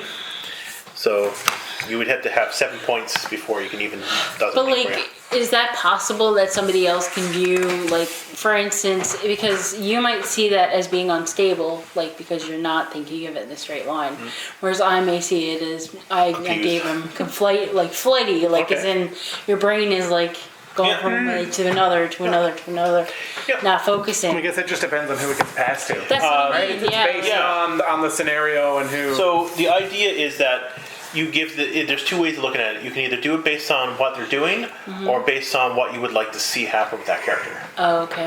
All right. So if you want that person to be a certain way, then you can kind of manipulate a little bit.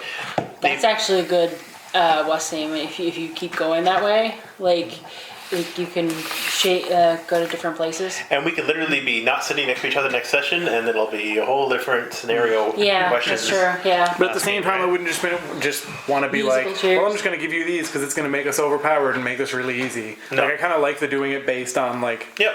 And that's, what the person did. yeah. Yeah. And But that I mean, makes if more you're sense. 1 point away and you really want to use that ability, maybe I'll throw you a bone. Yeah, maybe, yeah. Oh, once these rotations ended, each player then receives back his character sheet and awards himself with one additional emergence on any trait they wish. So you do get one more of what you want. 1 point or one trait? One more Point, one more okay. points, yeah. Okay. In any trait they wish. If the trait that the player adds himself does not need to be relevant in any way, and how they roll play is basically what they choose. So like the level they're at now, you said is like you get the first, like the stuff we did where you Yeah, ate superficial. someone and I used the lantern. That's like when you're looking at the 3, that's our first. Yep. So then it gets up to this. Like Once once you- this one is filled out, You're we deep get then. the second part of it. Yeah. And Okay. once deep is So how filled, come there's extra ones here? Like what is the difference in being at the beginning or end of? all consuming. Because once you fill deep, you're into all consuming. Then aren't you? Once you fill deep, you're in all consuming. Yep. So what's the extra 7? Yep. So that's all part of the all-consuming trait. So when you start getting all-consuming, you start getting detriments and such associated with Because your they character. just get worse as that one goes up. Yeah, I think. Yeah. Or am I wrong? Maybe all of the superficial is supposed to be filled Or out. should we not be using Hold on. abilities yet? Let me check here because Maybe we cheated. Maybe you couldn't eat someone. It's fine. We're learning. We're learning. It's fine. What do I want to give I myself? purposely pulled out the sheets that had my No, on them, and I'm you're- like, I put them right behind. screenshotted my So- abilities. Yeah. yeah. I have 4 screenshots, 1 for each ability. That's the Yeah. best way. It's a good way to do it, just because it keeps it in Okay. your head. So yes, we were supposed to have superficial and everything. I'm sorry, not emerging. Oh wait, no, I'm wrong. No, hold on, no. Emerging. I'm gonna go home and reread the book. No, never mind, no, never mind. Forget me. Forgotten. You're gone. Wiped. You got me confused. I got me confused. Okay. It's just a weird, like, because there's 3 Yeah. levels within the descriptions, Yeah, but then there's 4 levels here. Yeah, I'm gonna go over that now real quick. Superficial, deep, all-consuming. So, like, the emerging, what is it? Yeah. Like, maybe we can't use abilities until we get the 7 points, but I mean, that seems like a weird Yeah. way to play the game where, like, yeah, you're gonna have all these cool abilities, but you can't use any of them for several sessions Yeah. until you... Well, That let's. But that's actually kind of a good thing because when you get the bad stuff, fuck. Yeah. I'm gonna quickly read it real quick and then. Yeah, pretty much we're done. So, selecting traits. Okay. Personal and sort of traits are going to grow. Okay. Granted, each persona trait is based on the actions, ability, and persistence. Who's stronger the action, the greatest the persona trait. As trait emerges, it becomes more pronounced. Choose 3 of the methods. Choose one that best suits your party. Each player then follows the character sheet normal As operates. if the flesh wasn't enough, I also have milky white eyes and, like, ink running through my skin that forms words. So I'm just... the trench coat is a real necessity. These write down on their character sheets. Each have an emergence of 7. So we have 7 points. Yeah, that's right. Typically, you should start with 4 traits. That will put you in superficial. So when you're in all-consuming, let me just read all-consuming really quick. That might make sense then, and then that's it then. I'll probably read over it tomorrow. My hands have like gems, like on the tips of the fingers. Even when you're a squirrel. Yes. Bedazzled squirrel. That's right. I'll just like start a fire I'm eating, and all of a sudden like the sun goes through the gem. Okay. So over the course of the game, you will gain emergence. Once a trait gets 7 points, it's superficial. Once a trait gets 14 points, it's deep. Once a trait gets 21 points, it's all-consuming. 21 points. So that'd be 7, 7, and 7, right? That's 21 then. Mm-hmm. Yeah. So what's the point of putting stuff into stuff after it's all consumed? Is a good question. Page 50.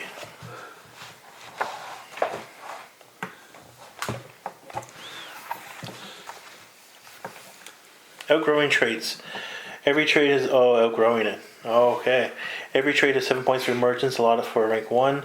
Outgrowing trait. When the Dolian chart is only large enough to contain so much. Once it develops, right. Once you fill it all consuming, you then can turn it into an anima crystal, and then anima crystals can be used. So basically, you pull the trait out of you, and then it becomes an anima crystal, yeah, which you can create wondrous weapons and stuff with. You can create. So do you lose the You ability? lose it completely. Yeah. Okay, so you lose all use of it, might but be you good can then. create some wondrous Yeah. thing. I mean, that's something we just make up whatever it happens to Yep. be, right? They're called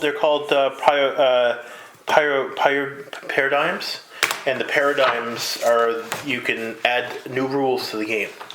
So you Okay. can either add free time. Because I was to really the curious. I was game. like, there's no way they just put 7 of them there for no reason. Like, it's got to Yeah. have a purpose. So- I guess once you get to here, if it's an ability you really like, stop acting like that so people don't give you any more points. Because it forces you. Once you're all consuming, it forces you to behave that way because it actually says if you don't do this, I guess, take a wound as the role of playing, other yeah. ones, right? So you Fair start enough. your other. You can die from not doing the all consuming actions. Then it forces you to do it, so then you're literally constantly doing. Yeah, but if you The do it shit. enough, like if you do it a lot, Yeah. So you like have 7 points, you're out of Yeah. it like really quickly. So if you can everybody survive gives the you, all like- consuming long enough, you can turn it into a gem. Yeah. Now I think you can do it. Some of my all-consuming are hilarious. They're The, so the sand shaper sucky. one, basically everything I touch breaks down into sand. In saying that though, like a couple of them, like I've got indestructible, and I've got one that like every touch hurts me. So it's like I feel the pain, but I'm indestructible. Right? Yeah, that sucks. Okay. So an Adolian's Heart only has enough for 10 ranks of persona traits. So you can only ever have 10 ranks. So if we had superficial, it would be 2, 4, 6, 8, 10. So if you had these, if you have all these superficial, that's 2 ranks. So you got to keep that in mind too. And once you hit your 10th rank, you must eliminate one. If an Indolian develops an all-consuming trait to rank 4, then it threatens to shatter their hearts and it has to be purged. Yeah. So once you get all your all-consuming, you have to purge it by the end of the session, which means you... Oh, okay. And that's what gives you the... Yeah, the crystals. You can also purge crystals without it being fully maxed out. You can purge crystals from your hand cannon, like whatever you have there that says something at lower Even if points. it literally only has one? Yeah, but the crystals that you get are not as high. Okay, and then I guess you can't get it back if someone was like, oh, well, he was hot-headed again, but, like, is it struck off and, like, you can't get that trait again? No, you can get it again. Okay. You have to start from the very beginning, though. Oh, okay. So, like, this one can be scratched off here, and then I can get it again down here if I continue. Oh, But, yeah. fair enough. Yep. All right. So there you go. Perfect deck.